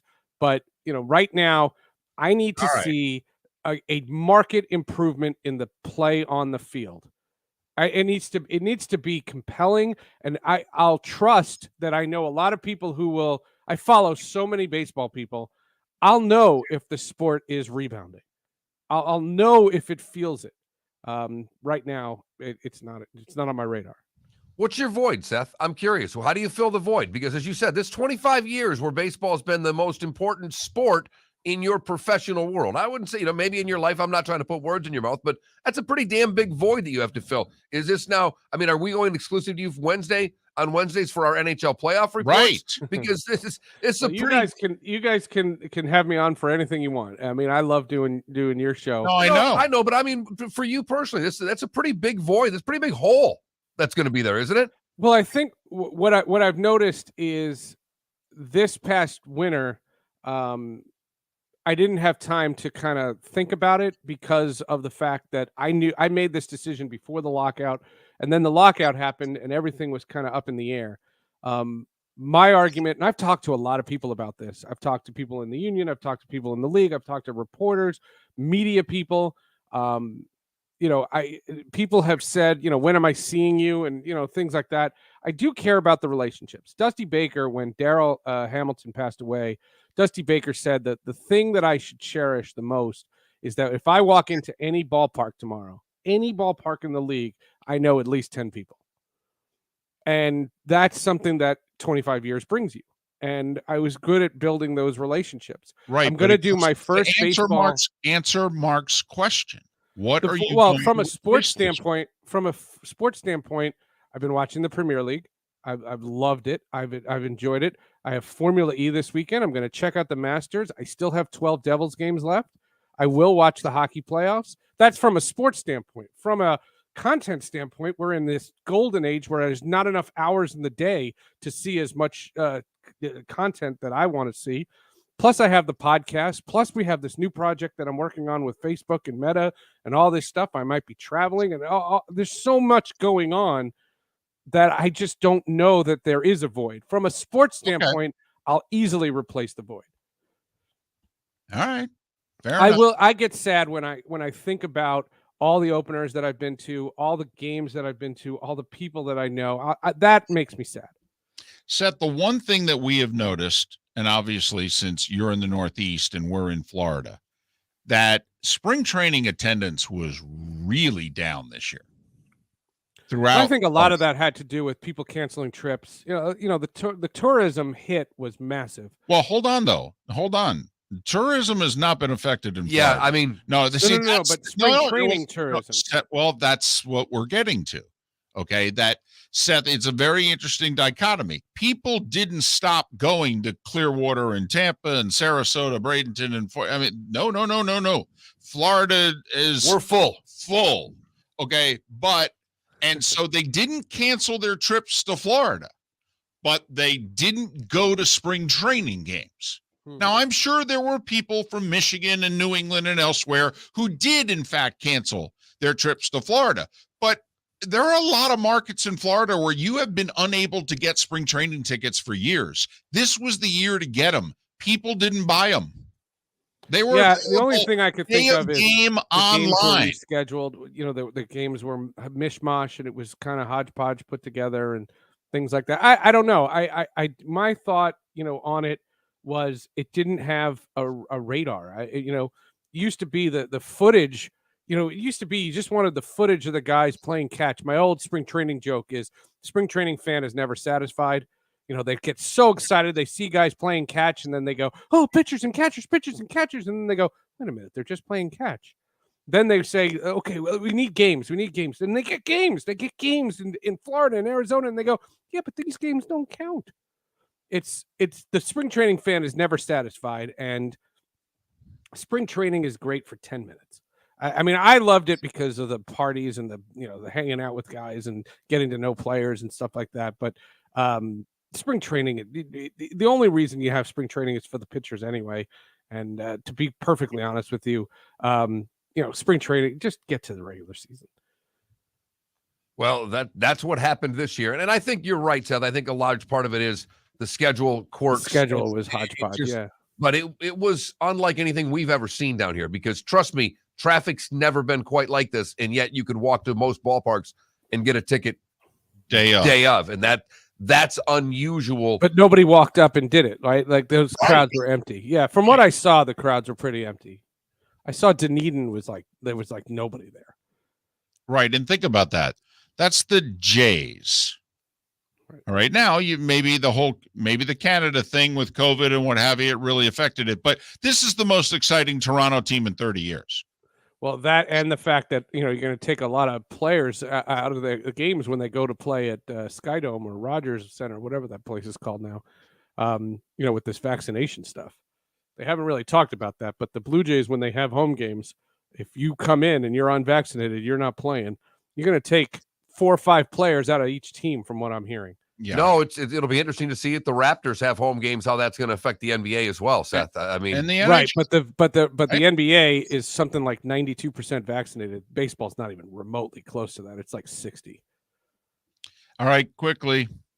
Apparently, 3 podcasts isn't enough. You're adding other projects, so this is the problem, Seth. If you start doing too much stuff, we don't allocate a minute and a half for you to promote it because you'll be doing too much stuff. We can't allocate that much time. That's okay. Sports with Friends this week is a Formula E driver for Porsche, Andre Lotterer. He came to me via Zoom from Monaco. The guy's living the coolest life in the world. He drives for Porsche. And now, because he changed teams, he has to drive a Porsche everywhere. Sports with Friends is a really fun conversation with Andre Lotterer. Hall of Justice will review Morbius. Yeah, it's a Spider-Man movie that came out. It's fine. And TechStream, my partner was Shelly Palmer, was moderating an NFT conference in California, and a company that had hundreds of thousands of dollars hacked happened live when he was on stage. This guy was interviewing somebody who lost hundreds of thousands of dollars while he was interviewing him, and Shelley recounts the whole story. It's a really fun podcast. Well, not for everybody, but for him. Right, not for the guy. So much for him. What I was impressed was how he mobilized and what his team was doing, and how Shelley reacted and tried not to be Mr. Journalism guy. And the whole thing is fantastic. It's a really fun podcast. He's Seth Everett. He's taking this year off from baseball, which will be good because now we can just book other baseball guests. Next week, I have Bob Herrig on the Masters. We're going to recap the Masters. I was going to say a golf podcast. This week would have been great to have Bob Herrig on the Masters, but no, because then it gets outdated immediately. It's good to have him next week. Gotcha. Well, that's why he knows what he's doing. Seth Everett, Sports with Friends, Hall of Justice, and TechStream. Follow him on Twitter at Seth_Everett. Seth, all the best. Thank you. See you guys. Happy opening day.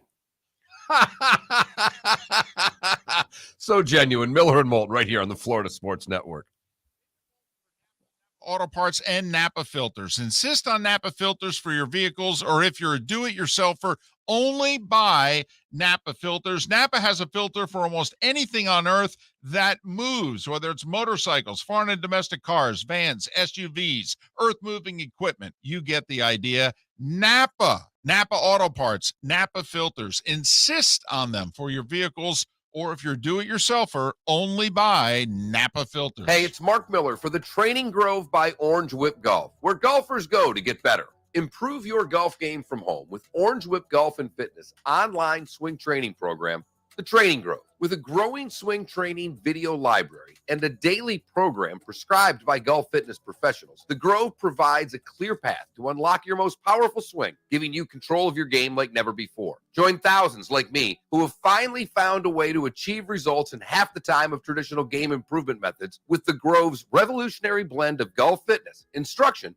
and award-winning Orange Whip products. Go to orangewhipgolf.com to get started for a free 14-day risk-free trial and use code Miller10 to get $20 off your first month. That's orangewhipgolf.com to get started for a free 14-day risk-free trial. Remember to use code Miller10. That will get you $20 off your first month.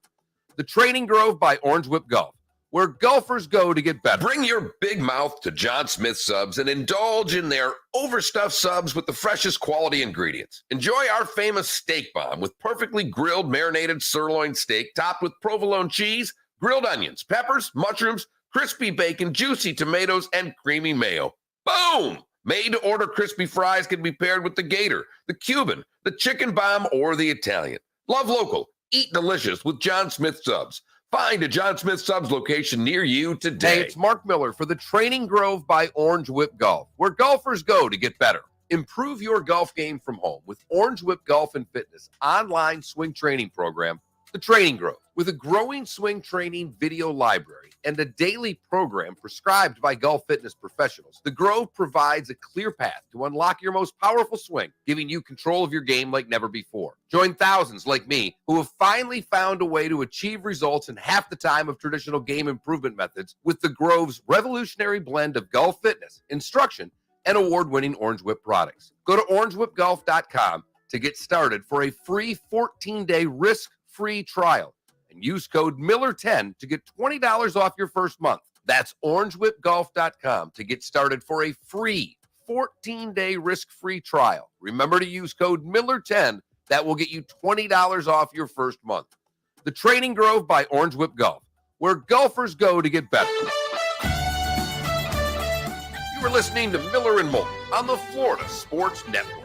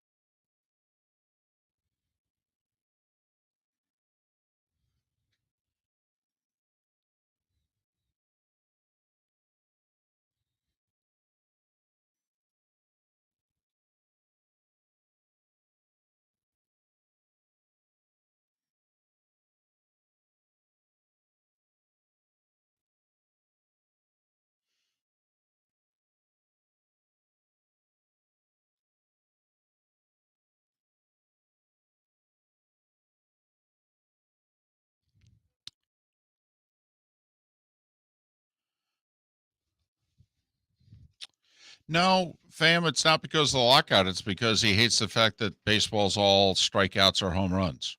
He does not like the product.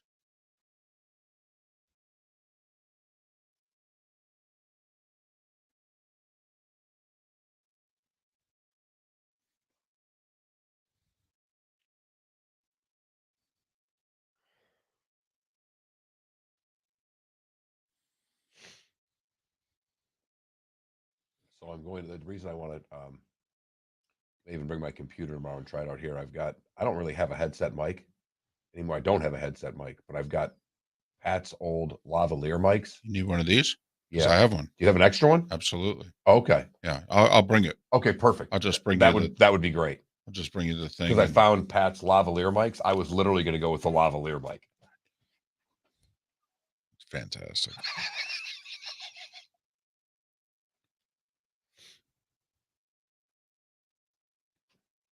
How would that even work, though? Huh? The lav is just a mic. Yeah. Wait, but what do you? I'm not going to be here Friday. Oh, So you're going to have to do this thing and send me an invitation. gotcha. You still have that sheet, right? Maybe. Yeah, I think I do. I'll check though. Unless I took it back. No, I think you have it actually.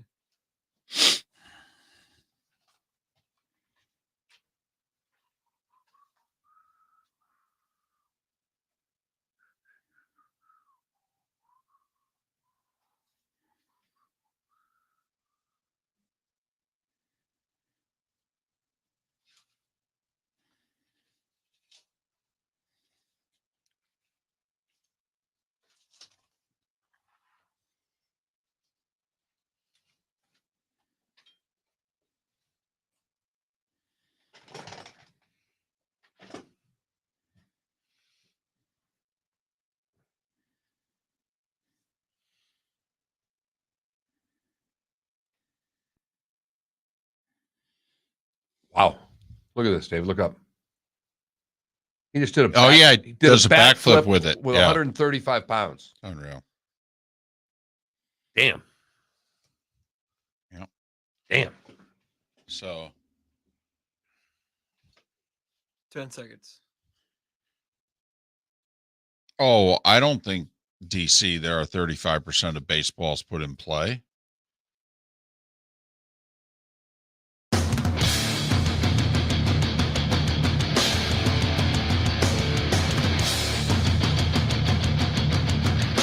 You are listening to Miller and Moulton, exclusively on the Florida Sports Network. And now here's Mark Miller and David Moulton. It is the bonus hour of Miller and Moulton on this hump day. Thanks for getting over it together here on the Florida Sports Network. Our poll question is Tiger Woods based. Hey, I don't know if you heard, but it looks like he's playing in the Masters. And so how do you think he's going to do? Miss the cut, make the cut, top 20, or it's Tiger, man. He's going to contend. He's going to be there on Sunday. Right now, the majority or the minority leader would be make the cut, 41%. There's no majority leader in this. So they're thinking like, T34 then, Yeah. makes the cut. He's one of like 45 or 50 to do so, but nothing on the weekend. That's about it. You and I are among the 27% that are a top 20 finish, miss the cut at 18%, and contend on Sunday at a little less than 15%. I was surprised, David. I just thought Tiger, Masters, contend on Sunday would end up being the winner. I'm impressed with people's resolve today and not jumping to first place type conclusions for one Tiger Woods. Buried in Bourbon, our Twitch chat room said, so Tiger's playing the Masters and LeBron's missing the playoffs. Tim Reynolds, the Associated Press based out of Miami, sent a tweet last night that said essentially the same thing. Imagine what the reaction would have been to you if you had said 4 to 6 months ago that this is how it was going to play out in April, how mocked you would have been. Once again, it is why we love it so and why we watch and follow sports. It is the best reality television in the world. All the other stuff, I'm sorry, is crap. This is awesome. Of course, we're biased. We do sports talk radio.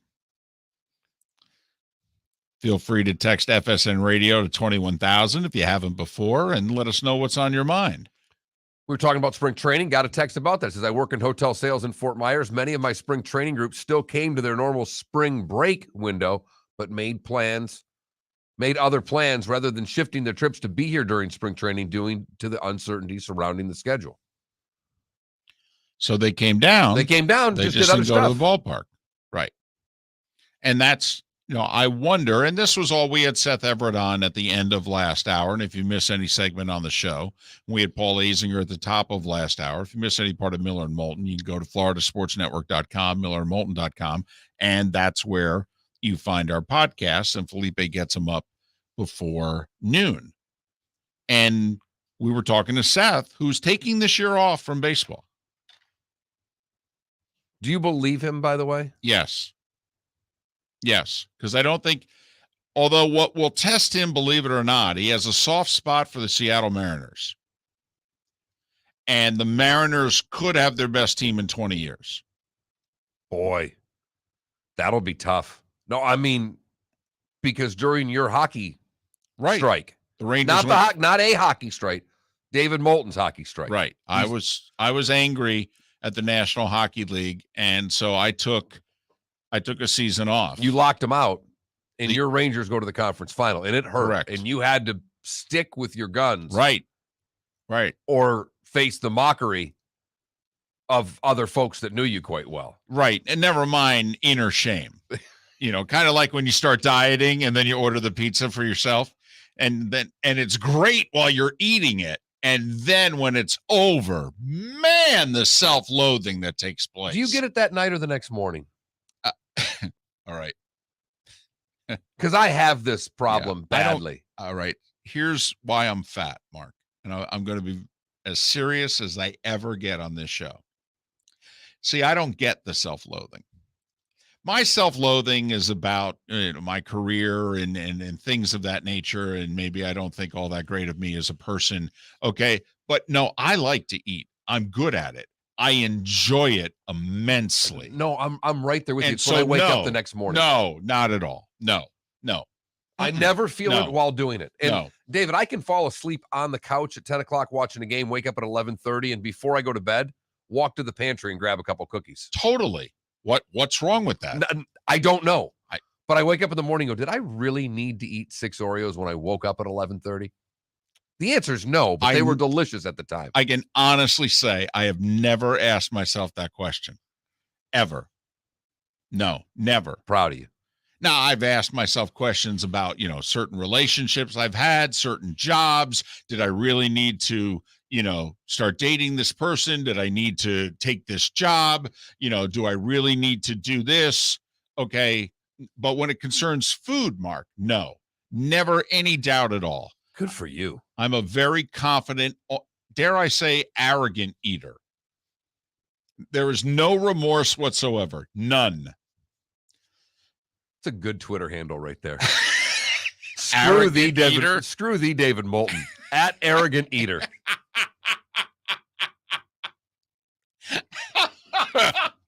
You want to trade to something. You've always wanted a cool Twitter handle. Arrogant eater. That's it. Something about, no remorse eater, arrogant eater. I like it. I resemble it. I do. It is the only thing that I am arrogant about. To the point back again on spring training from the text line. Took my family of 5 to JetBlue 3 times for spring training this year. Grand total on all 3 games, $210. Now, I know when I had Red Sox season tickets, they were like $27 a piece. So one game's about $150. And I don't know what area he sat in, and I know there are cheaper seats and all that. Well, think about that. Him and a family of 5. Right. That's 15 tickets. So he's spending $14 a ticket. Right.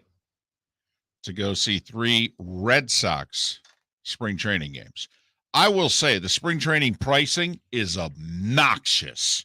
Absolutely obnoxious. This is a cash grab to the nth degree. It's embarrassing what they've now raised spring training prices to. And it's all over. I mean, I saw the Tigers prices in Lakeland and laughed out loud and said to no one in particular, you've got to be kidding. A bottle of water at JetBlue Park. No. That's totally different. That's concessions outside of Augusta National. And where the Falcons play are awful. That's just a fact of life. Tickets. But I'm talking about walk up, purchase a ticket to a spring training game, $35. Are you crazy? Are you serious? Got guys in the numbers 60s, 70s, 80s, 90s out here. Okay, no. The spring training pricing is totally obnoxious. But David, that's what you do is that you ask for the cheapest ticket and then sit wherever you, at least this year. No. See, up until this year, Felipe, no. There were very few places in Florida where you could then get up and move. No, I'm telling you, spring training games were largely sold out pre-pandemic. Largely sold out. That's why to see half-empty stadiums for spring training games this year was like, whoa, what's going on? I mean, the Red Sox and Twins played on St. Patrick's Day. The house was half empty. The St. Patrick's Day Red Sox game? Felipe, you haven't been here that long, okay? You could scalp tickets for $100 a ticket to the Red Sox St. Patrick's Day game. I did. Okay, and you could walk up that day and buy them. I was planning on going in 2020 before COVID hit, and I looked at the prices and I laughed and turned off my phone. Exactly. But I don't think the pricing affected the attendance this year. I don't. I think it was the negotiations. I do too. Pricing doesn't affect ticket buyers. There's a lot of money out there. People will buy tickets for damn near everything. But like that guy with the family of 5, he'll never go to a spring training game again because he won't be able to get them for $14 a ticket ever again. I mean, that $210, that's one game. If he tries to do this next year, that'll be it. If he's got $210 basically budgeted for spring training, enjoy your day at the ballpark. For the tickets. That doesn't get you parking or concessions and all the other things we talked No, about. that's it. Right. So that gets you in the door. he might be able to do one spring training game next year and going forward. But I think the spring training pricing is obnoxious. And the money goes all to the owners, by the way. I don't think the players get 3 cents of spring training money. It all goes to the owners. Yeah, I don't know exactly. As if they're, quite frankly, they're not making enough money. I don't know exactly what happened that all of a sudden spring training pricing went through the roof, but it did about 6-7 years ago. It's not going to go back. It never does. Well, what happened was they turned around, they saw the ballpark sold out, and they said, well, hell, we can raise our prices. And they did. Yeah. Text line is the keyword FSN radio to 21,000. FSN radio to 21,000 if you want to text the show. That Mark Miller, the David Moulton on Twitter. As David's mentioned, you can download our podcast, millerandmoulton.com, floridasportsnetwork.com. They'll be up about a half hour after the conclusion of the show. Did you say that the price of concessions at the Masters is cheap? Dirt cheap. You're kidding. Hold on. The cheapest of any place. I took a picture. And the other one that he mentioned was Mercedes-Benz Stadium, which is amazing. And it actually has a Chick-fil-A in the stadium. All right, here it is. It was taken yesterday. Yep. A listener of our show sent us a picture. Well, here, before we give him a price, I'm going to tell you the most expensive sandwich on the menu. They have 8 different sandwiches. There are 2 that are the most expensive, the chicken breast sandwich and the Masters Club. And the barbecue. Those are all 3 tied for the most expensive sandwich. Take a stab at what the most expensive sandwich at Augusta National costs. Sandwich and chips? Sandwich. $10. Divide it by 4. What? $2.50 for a barbecue, $2.50 for a Masters Club, $2.50 for a chicken breast. The rest of the sandwiches are $1.50 for your egg salad, your pimento cheese, your ham and cheese on rye, tuna salad, or a turkey. Now, I will say the board that was sent to us by one of our regular listeners and Johnny O, I believe, on Twitch.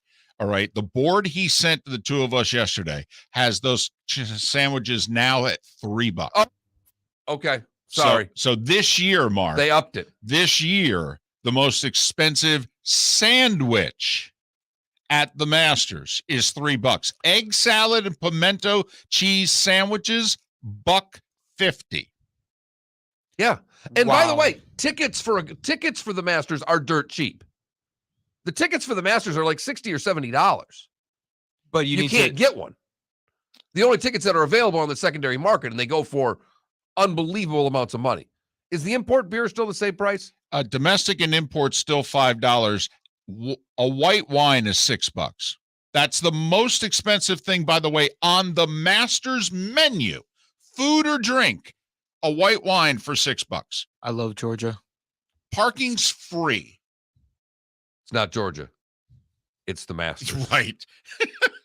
Trust me, there's a difference. We are Miller and Moulton, and we thank you so much for listening to us right here on the Florida Sports Network. Hey, it's Mark Miller for the Training Grove by Orange Whip Golf, where golfers go to get better. Improve your golf game from home with Orange Whip Golf and Fitness online swing training program, The Training Grove. With a growing swing training video library and a daily program prescribed by golf fitness professionals, The Grove provides a clear path to unlock your most powerful swing, giving you control of your game like never before. Join thousands like me who have finally found a way to achieve results in half the time of traditional game improvement methods with The Grove's revolutionary blend of golf fitness, instruction, and award-winning Orange Whip products. Go to orangewhipgolf.com to get started for a free 14-day risk-free trial and use code Miller10 to get $20 off your first month. That's orangewhipgolf.com to get started for a free 14-day risk-free trial. Remember to use code Miller10. That will get you $20 off your first month.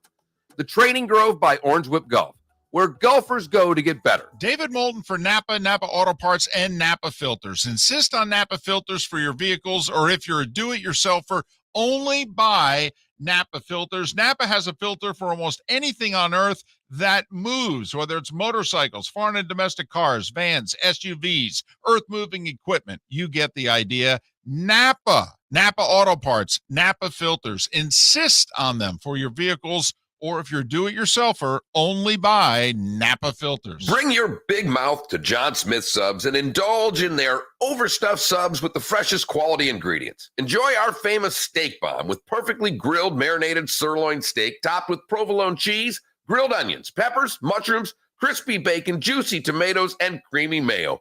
Boom! Made-to-order crispy fries can be paired with the Gator, the Cuban, the Chicken Bomb, or the Italian. Love local. Eat delicious with John Smith Subs. Find a John Smith Subs location near you today. You are listening to Miller and Moulton on the Florida Sports Network. Home, and are they?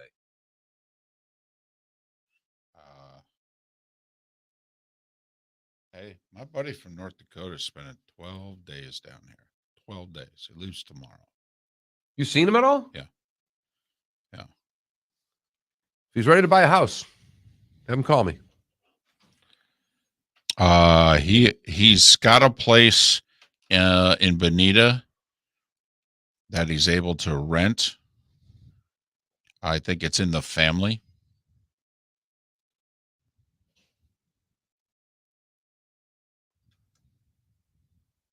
The reason why I say I love Georgia is just because the Atlanta Stadium is also has the cheap prices. Mercedes-Benz. But go them. Okay. A mini moon pie is $1. It's the cheapest thing on the menu. Most expensive thing on the menu is a white wine for $6. All right. You asked about chips. Chips are $1.50. Peanuts, $1.50. Cookies, $1.50. By the way, the best concession lines you will ever see. Unbelievable. Like most organized. Oh yeah, put it this way: like a Chick-fil-A drive-through. No, honestly, better. Far better. Far better. And Chick-fil-A's not even in their league. No. Three or four cashiers for everyone. They put you in a single file line. Yes. All the food is on one side. So you're basically walking down. You only can look to your right to grab what you're grabbing. It's all clearly identified. When you get to the end of the line, normally there's 5 people in line, 1 cashier. There's 4 cashiers. You just simply, I'll never forget. I'm looking at this line. We're at Amen Corner. I ran into a buddy. We're like, want to get beers? I'm like, man, that line's going to be a bitch. Like, how are we going to eat? All right, we're through the line that looked to be like a 30-minute, Disney World line for a ride. And you're through it in 3 minutes going, oh my. How did this happen? Wow. Fresh fruit, $2. Blueberry muffin, $1.50. Nice. But Phil, here's the best thing about the Masters. It's not even the food. So when you walk in, you only can use a Masters chair. Like I still have all my if I ever were to go again and drive, I'd bring my chairs. You have to buy a chair. Well, you can buy one there, but you can bring one from previous years. Got it. All of them have a business card holder in the back. You slide your business card in there. You walk to Amen Corner. You set that chair down at the area. You can walk around all day. Leave your empty chair there and go walk and sit in your chair. No one will touch it. No one will move it. That's your spot. Well, yeah, because, yeah. Not anywhere else in the world does this happen. You don't try funny shit at the Masters at Augusta. That is incredible. Yep. Welcome to Augusta. Welcome to the Masters. You're right, Ryan. Welcome to the Masters, sir. Yep. That's a bucket list right there. You guys have obviously both been, but how many times? Once. Twice. I went as a patron for a practice round in 2011, and I worked it in 2017. And then what year did you go, Mark? 2007 when Immelman won. Nice. So, yeah, I think it was. I got the flag. That's how I think it was. Yeah, it's 2007. And is the merchandise expensive? Dirt cheap. You're kidding. For what you're expecting. Put it this way. The prices at the Augusta National Pro Shop, if you will, are cheaper than anything you'd get at Tiburon. Or Renaissance or whatever. Yes. That's ridiculous. It's of what you're expecting the prices to be. It's half. And here's the other thing.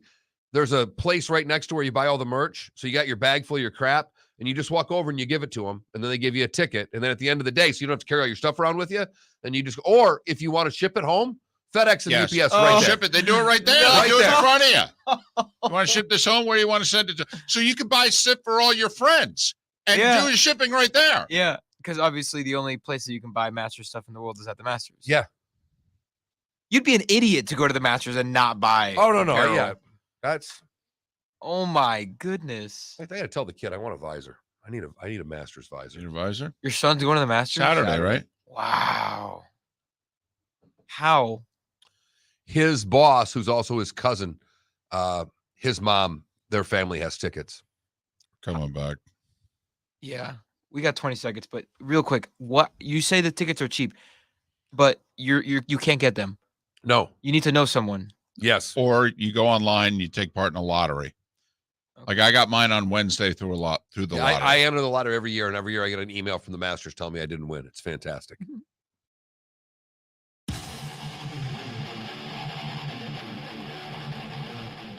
You're listening to Miller and Moulton, exclusively on the Florida Sports Network. 21 minutes past the hour. Miller and Moulton, Florida Sports Network. Thanks for being with us. A little more than 24 hours away from the start of the baseball season. Less than 24 hours away from the start of the Masters. Par 3 contest today, weather permitting. Do you see Gus Malzahn in a car accident Monday night in Auburn? He was driving. He was not injured. However, a motorcyclist airlifted to a trauma center in critical condition. The man is expected to live and recover from his injuries. Malzahn back in Auburn due to the passing of his father-in-law. So have not heard if they're, who's at fault, any charges, anything like that. Don't know anything about that. But Gus Malzahn in an accident. We'll see what, if anything, comes of that. And obviously wish the best for the motorcyclist. From a sports standpoint this morning, the only quote-unquote news is Stephon Diggs. Wide receivers getting paid, Mark. Getting paid. Boy, are they ever. I got no problems with it. None. Come on, Mark. You know me and number one diva wide receivers. I actually would question your love of the diva receiver. Because I think of all of your takes, you can argue all of them and beat someone into submission with most of your arguments. But your love of the diva receiver, right, I think's a fault. Okay. Not a positive. Now, we talked about this during the break, but I'm stunned that Diggs is getting this much money. Well, there's a couple of things that are interesting about this. First off, he had 2 years left on a 5-year deal. And a lot of teams are like, hey, you've probably outlived your deal. 5-year, $72 million deal they gave him. And now he's like, hey, look at the market. Come on, I'm making $14.4 a year. Are you kidding? Devontae's making double that, basically. I mean, come on now. I'm a number one wide receiver. I've proven it. And so the Bills said, you know what? You're right. And we're not going to make you wait another year, which for most players we would, except for a quarterback probably. But so 4 for 104. That's 26 a year. Thank you very much. And is that starting now, or is that an extension after the 2? Extension. So they get him at 14.4 on average for the next 2 years. Then he does his 4 for 104. They've got him under contract for 6, which is pretty much his career. How old is Diggs? Boy, he was what, a 5th round pick? I think it was in like 2014. So, I mean, that should cover it. Right. Diggs is 28. Under contract 6 more years. I mean, hello. The youngest will be 33, depending on when his birthday is. So, I mean, hell, he might not even play this whole thing out. They got Josh Allen and Stephon Diggs under contract. Done, sealed, delivered. Done. Diggs for most of the rest of the decade, Allen as well. When did Josh Allen become Josh Allen, though? when they got Stephon Diggs. And they got him a receiver. Got him somebody who could get open. Yeah, his accuracy was much better when he had a number one receiver. Funny how now I'm not attributing to the 13% better completion rate all to Stephon Diggs, but it is nice on 3rd and 6 when you know a guy's going to get open. Well, I can give you, I certainly can attribute to 3 to 5% of the 13% improvement, though, because everybody else is more open too when you have a true one. But it is a boatload of money.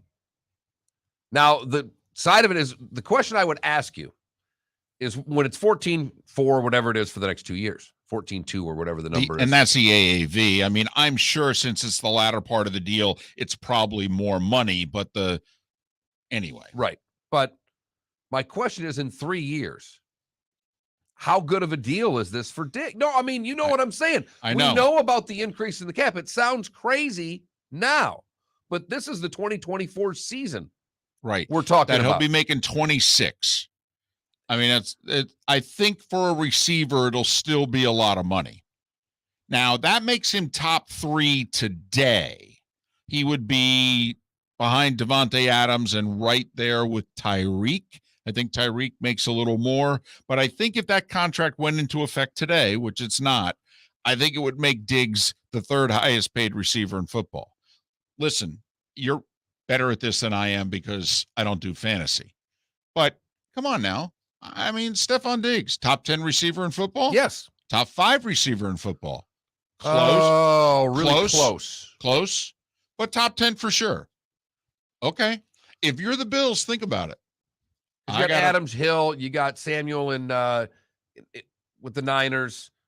Well, that may be for fantasy, but you would take Deebo Samuel over Stephon Diggs if you're just throwing the ball. No, if I'm just throwing the ball, but I'm not having a receiver on my team because I'm just throwing the ball. He can run, he can catch. He's a multifaceted, talented player. I would take him before I would take Stephon Diggs. Fair enough. Every single day. Okay. And I probably would. I'm worried about Samuel holding up, even though physically, man, is he impressive. He really is. Oh, man, is he thick. I mean, he's one of the few receivers you look at and you go, I think he could take this pounding. He's very impressive.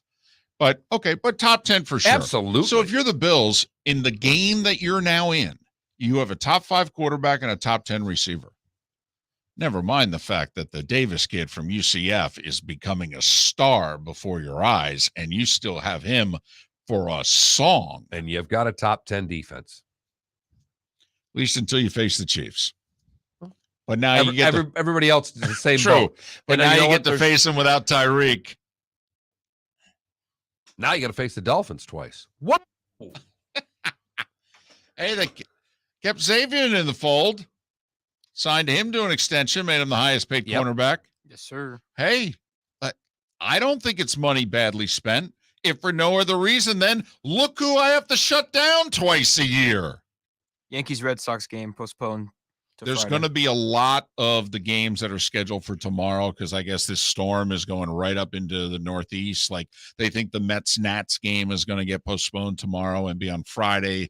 That's why when Seth made the reference to the Mets-Nats game, which the Friday game was supposed to be on Apple Plus. Well, now it looks like it's going to be opening day. And there's I listened to a fascinating discussion. Now, I might find it fascinating and no one else. But whether or not contractually, because it's one thing, Friday was not supposed to be opening day. Right. So does the Apple TV contract hold true? Because the Mets' #1 television provider, same with the Nats, by the way, is like, whoa. Yeah, Friday night exclusivity, whatever. This is opening day. I don't know what to tell you. We've got Friday night exclusivity. Right. And I would be if I'm Apple, I'm drawing my line in the sand. Well, I'm getting a lot out of these baseball teams. Well, it should be real simple. There should be a clause. You would think there would be an opening day clause. It goes into effect this year. Somebody had to be smart enough to think, well, what if opening day gets postponed 24 hours? I don't know what to tell you. This is baseball. I doubt they looked at that. Well, exactly. And so Yankees Red Sox is no longer tomorrow at 1. It's Friday, which was supposed to be an off day. Baseball's off to a great start. Well, it happens. It's why Jackie Robinson's opener is April 15th. Baseball didn't start to the second week of April for the longest time. Now, granted, up until 1961, they only played 154 games. But now they're starting in March, and this is what we get. Right. You want a few more off days? Well, we're going to have a few more off days. They're going to be weather-related because and then they schedule games and don't do proper scheduling at the beginning of the year. You mean a whole nother? You mean the Marlins on the road in San Francisco to start the season instead of at home with a dome? Miller and Moulton. Hey, it's Mark Miller for the Training Grove by Orange Whip Golf, where golfers go to get better. Improve your golf game from home with Orange Whip Golf and Fitness online swing training program, The Training Grove. With a growing swing training video library and a daily program prescribed by golf fitness professionals, The Grove provides a clear path to unlock your most powerful swing, giving you control of your game like never before. Join thousands like me who have finally found a way to achieve results in half the time of traditional game improvement methods with The Grove's revolutionary blend of golf fitness, instruction, and award-winning Orange Whip products. Go to orangewhipgolf.com to get started for a free 14-day risk-free trial. And use code Miller10 to get $20 off your first month. That's orangewhipgolf.com to get started for a free 14-day risk-free trial. Remember to use code Miller10. That will get you $20 off your first month.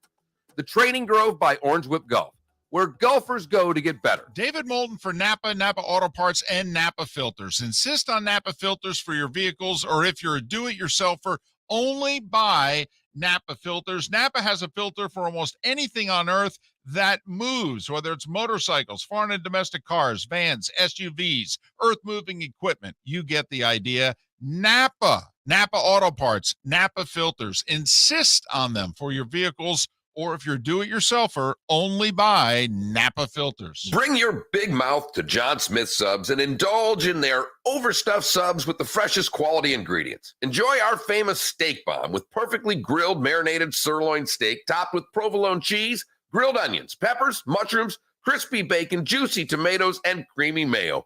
Boom! Made-to-order crispy fries can be paired with the Gator, the Cuban, the chicken bomb, or the Italian. Love local. Eat delicious with John Smith Subs. Find a John Smith Subs location near you today.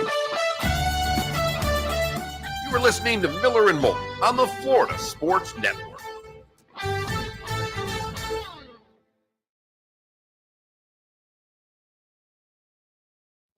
Buried in bourbon, cannot agree more.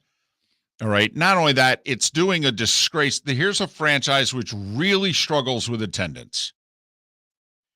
What do you have in April? The best weather you're going to have all year, and you still have hope. The fact that Major League Baseball does not just keep the Marlins home for 4 of the first 6 weeks of the year is a joke.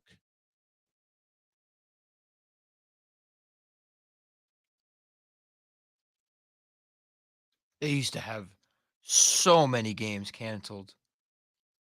The Marlins. I mean, I've probably seen like 20 rain delays in my lifetime. Well, you know what they used to have a lot of? The game didn't start on time, but it started at 8:30 or 9 o'clock, which kills you because no one goes to the game.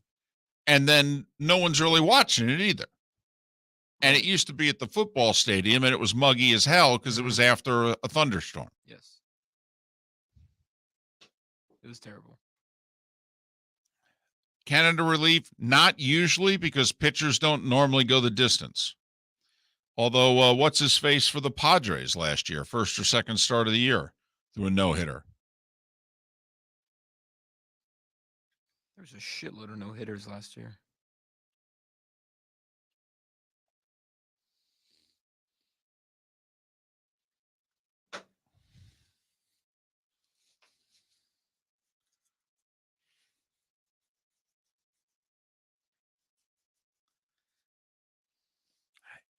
This is a topic that literally, by the way, no one in the country is talking about on TV right now. No one in the country. Can the Nets reach the finals without Ben Simmons? No I didn't one. know what you were talking about. No one. in the country is talking about that. They're not talking about it in the city. Desperation. Lack of imagination, laziness. Yes. All of the above. Why don't we talk about, the fact that the Suns are a dynasty, pretty much. Well, the other thing dynasty? Well, They haven't won a title. They have the potential. No, they don't. No, they don't. Okay. No. When they win 3 in a row, in fact, you know what? When they win 2 in a row, they win back-to-back titles, then you can start bringing up dynasty. You cannot bring up dynasty when a team has never, ever won a title, Felipe. No, you can't back up. You're wrong on this one. Okay, let me back up my statement. Or no. Take it away. By backing up, I mean, no. Let me back up and retract that statement. There you go. You're good. Yeah. They are playing historic basketball. Are they? Like historically good basketball. Are they going to win as many as the Bulls did? I mean, the Bulls won what? The efficiency that the Bulls won how many games? 72 and 10. How many are they going to win? 70? No, they're not going to win 70. So it's not, again, you're wrong again. You're 0 for 2, Felipe. It's not always about wins and losses. No, actually it is. When you're talking about historic seasons, on the regular season, if you make the playoffs, oh my God, Mark. They're going to have a really good playoff run, and they're going to win the finals. That's historic. Oh, no, Felipe. Rewind what the F you just said. You just said they're going to have an historic regular season, and then you just told me the regular season doesn't matter. You talk out of both sides of your mouth. It's the best regular season in Phoenix Suns history. This is the best Suns team we've probably ever seen. You are walking backward right now. You literally are making this argument while you're walking backward to your car. I'm just saying the fact that the Suns are ridiculously good, and we're talking about, can the Nets make the finals without Ben Simmons? Who cares?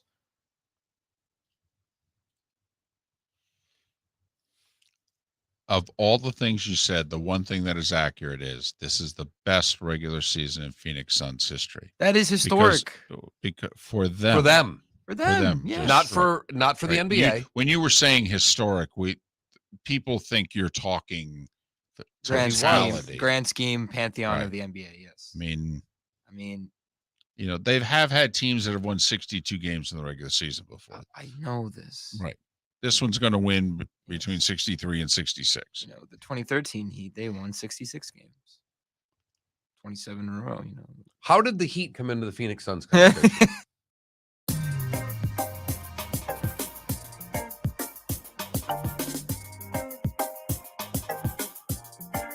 Welcome back to Miller and Moulton, only on the Florida Sports Network.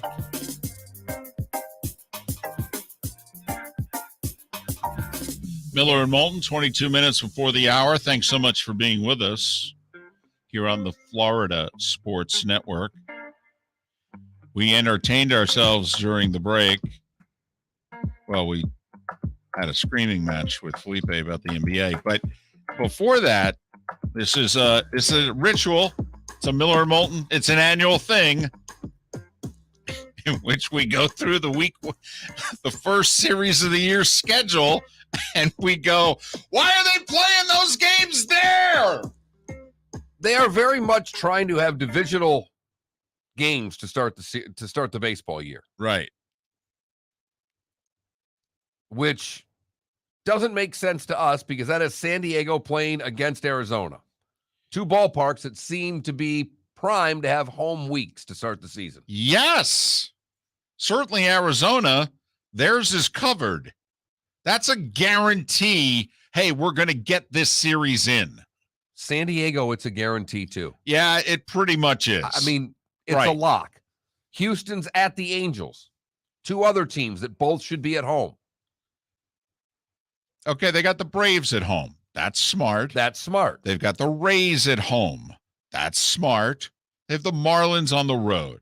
That's not smart. Well, not only that, it's really doing a disservice to the Marlins.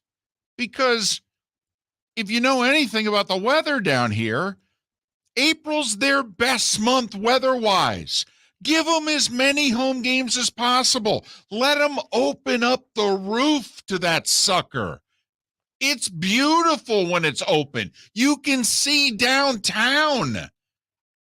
It's awesome, actually, when it's open. Good thing that the Dodgers are at the Rockies to start the year. How many series do they play against one another? Well, they play 6, 3 each way. I mean, this is asinine. I hope it snows. Yes, which it often does, by the way, for the Colorado opener. Oakland at Philadelphia. Yeah, what are you doing? Honestly, what are you doing? Oakland at Philly? Why are the Phillies not playing the Marlins in Miami? Why? If you want to do division games, then that's how you want to start. 2 opening day games have already been postponed. Red Sox at Yankees. That was supposed to be the first game of the year at 1:00. Postponed. Seattle at the Twins for tomorrow has already been postponed till Friday. Once again, why is Minnesota playing Seattle in Minnesota? Seattle has a retractable roof. And neither are the Tigers. In fact, the Reds are on the Reds are on the road. On the road. They're supposed to have a damn parade that goes through the ballpark because it's the Reds. It's the oldest franchise in the damn sport. At least the Tigers are home, but they're home on Friday. They're not even playing on opening day. They're the oldest franchise in the American League. God almighty. For a sport that lives for its history, you guys can screw up a 3-car funeral. My goodness. Man, oh man. The Milwaukee's playing the Cubs at Wrigley. The Brewers have a retractable roof. They're another one. They play 19 times a year, 3 series in each ballpark. The Cubs can play the Brewers the opening weekend of the season, but you got to do it in Milwaukee. And if you get a lovely day, you open the roof. And if you don't, you close it and you play. Come on. This is not... I can see why Seth is tired. Oh, and he's mad about the project. This is Miller and Moulton's personal rant here. This is something we do every year to look at the ridiculousness of what the Major League Baseball early schedules are. And there is no, there are not enough guaranteed locations to schedule the first 2 series of the year. There aren't. I mean, we went through them one time because in theory you need 15 lock locations. And you don't have it. No, we came up with 13. So there's going to be some risk involved, whether you're going Baltimore and DC or whether you're going Kansas City and St. Louis. You're going to have to cross your fingers and hope for 2 of your series. We did lose one when the Twins started playing outside. Right. Because they played in the dome forever. All right. It's time for... Leave it to the oldest guy in the show, and definitely the oldest soul, to live in the past. Here's David Moulton with Today Was the Day When... 133 years ago. You know, when the Reds would have a parade and then they would play the first game. Anyway, 1889, George Eastman. Name sound familiar? You know, Eastman Kodak. He begins selling his Kodak rolled film for the first time on this day in 1889. He had a good run. He had a good run with that rolled film. Good 100+ year run with it. He really did. Didn't have to change the product much at all. Went from black and white to color. Otherwise, you just load it in the thing. Let's go. It was on this day in 1896, the first ever modern Summer Olympic Games began. 1896 in Athens, Greece. It always amazed me that Atlanta got the 96 Olympics. Because, I mean, didn't you think they were just on the 100th anniversary? And didn't Athens get either 2000 or 04? Yes. I mean, they got one of the next, but it always amazed me that they gave Atlanta 96. It was like, well, why did you give it to Athens on the 100th anniversary? But hey, worked out well for the U.S. 1917, speaking of the U.S., we declared war on Germany 105 years ago today, and that officially got us involved in World War I. 1936 mark a series of Masters. The Masters used to be played just a little earlier than it is now. First week of April as opposed to getting into the second weekend of April.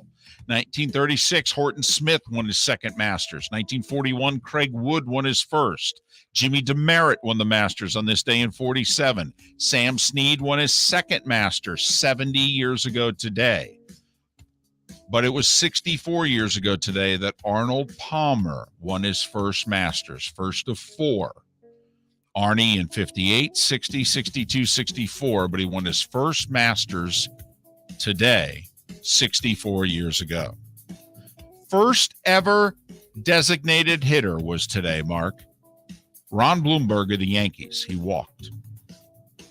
First time they ever used it in the World Series, I think, was 76 when it was Yankees Reds.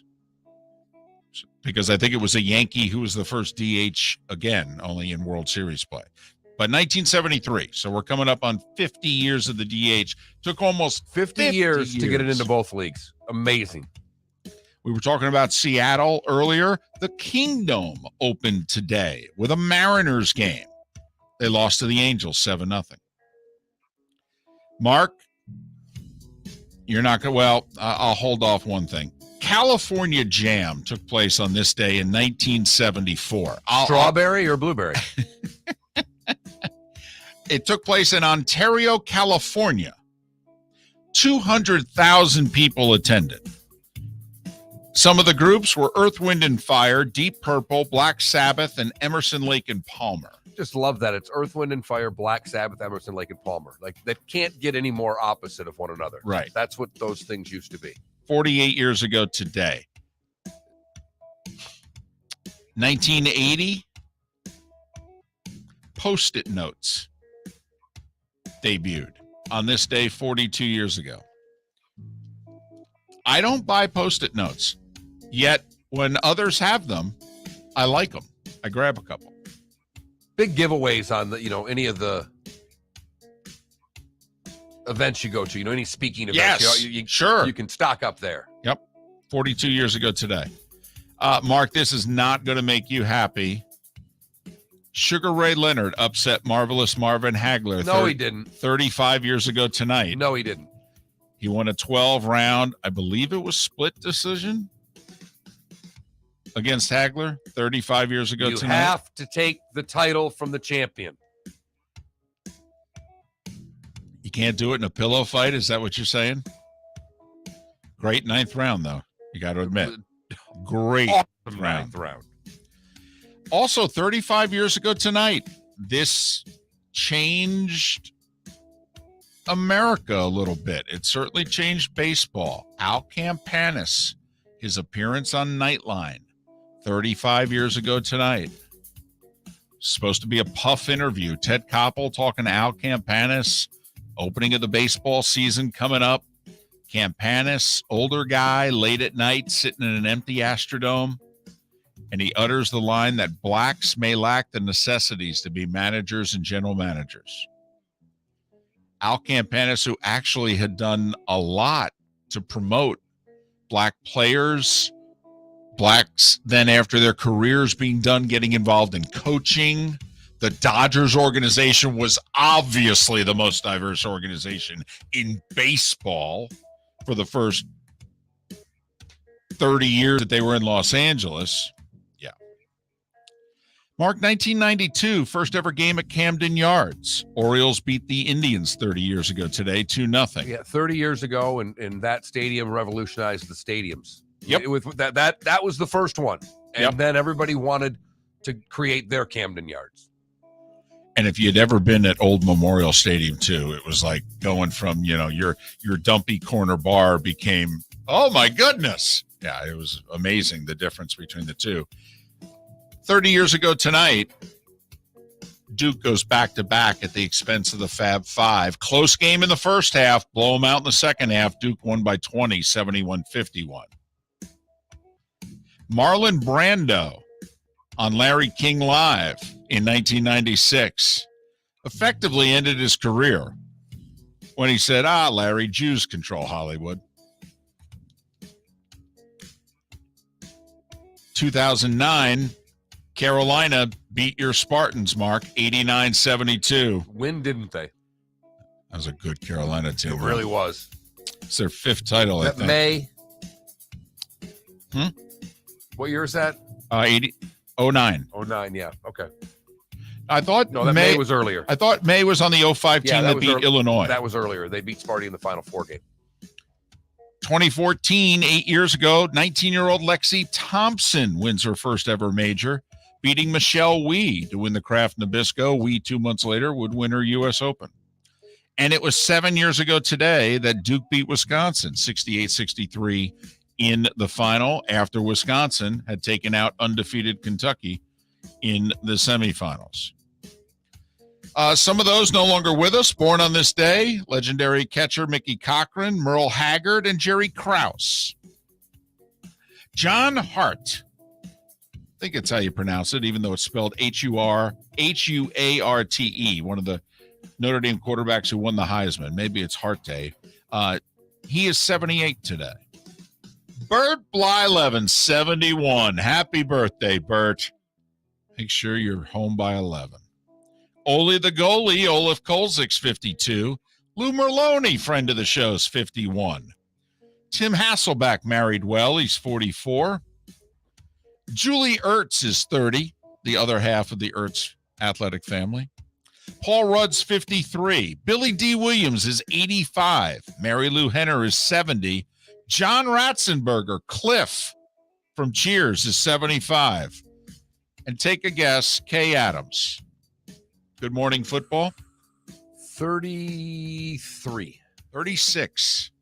And that is Today Was the Day. Oh, sorry. A couple of omissions here. All right, well, just one omission. ABBA, today in 1974, become overnight stars. They won the Eurovision Song Contest with Waterloo and would become stars overnight. You've heard folks elsewhere mock Florida is gonna Florida. Well, Mark Miller sees it differently. He calls it the good, the bad, and the ugly. What you got, Mark? We go to LaBelle.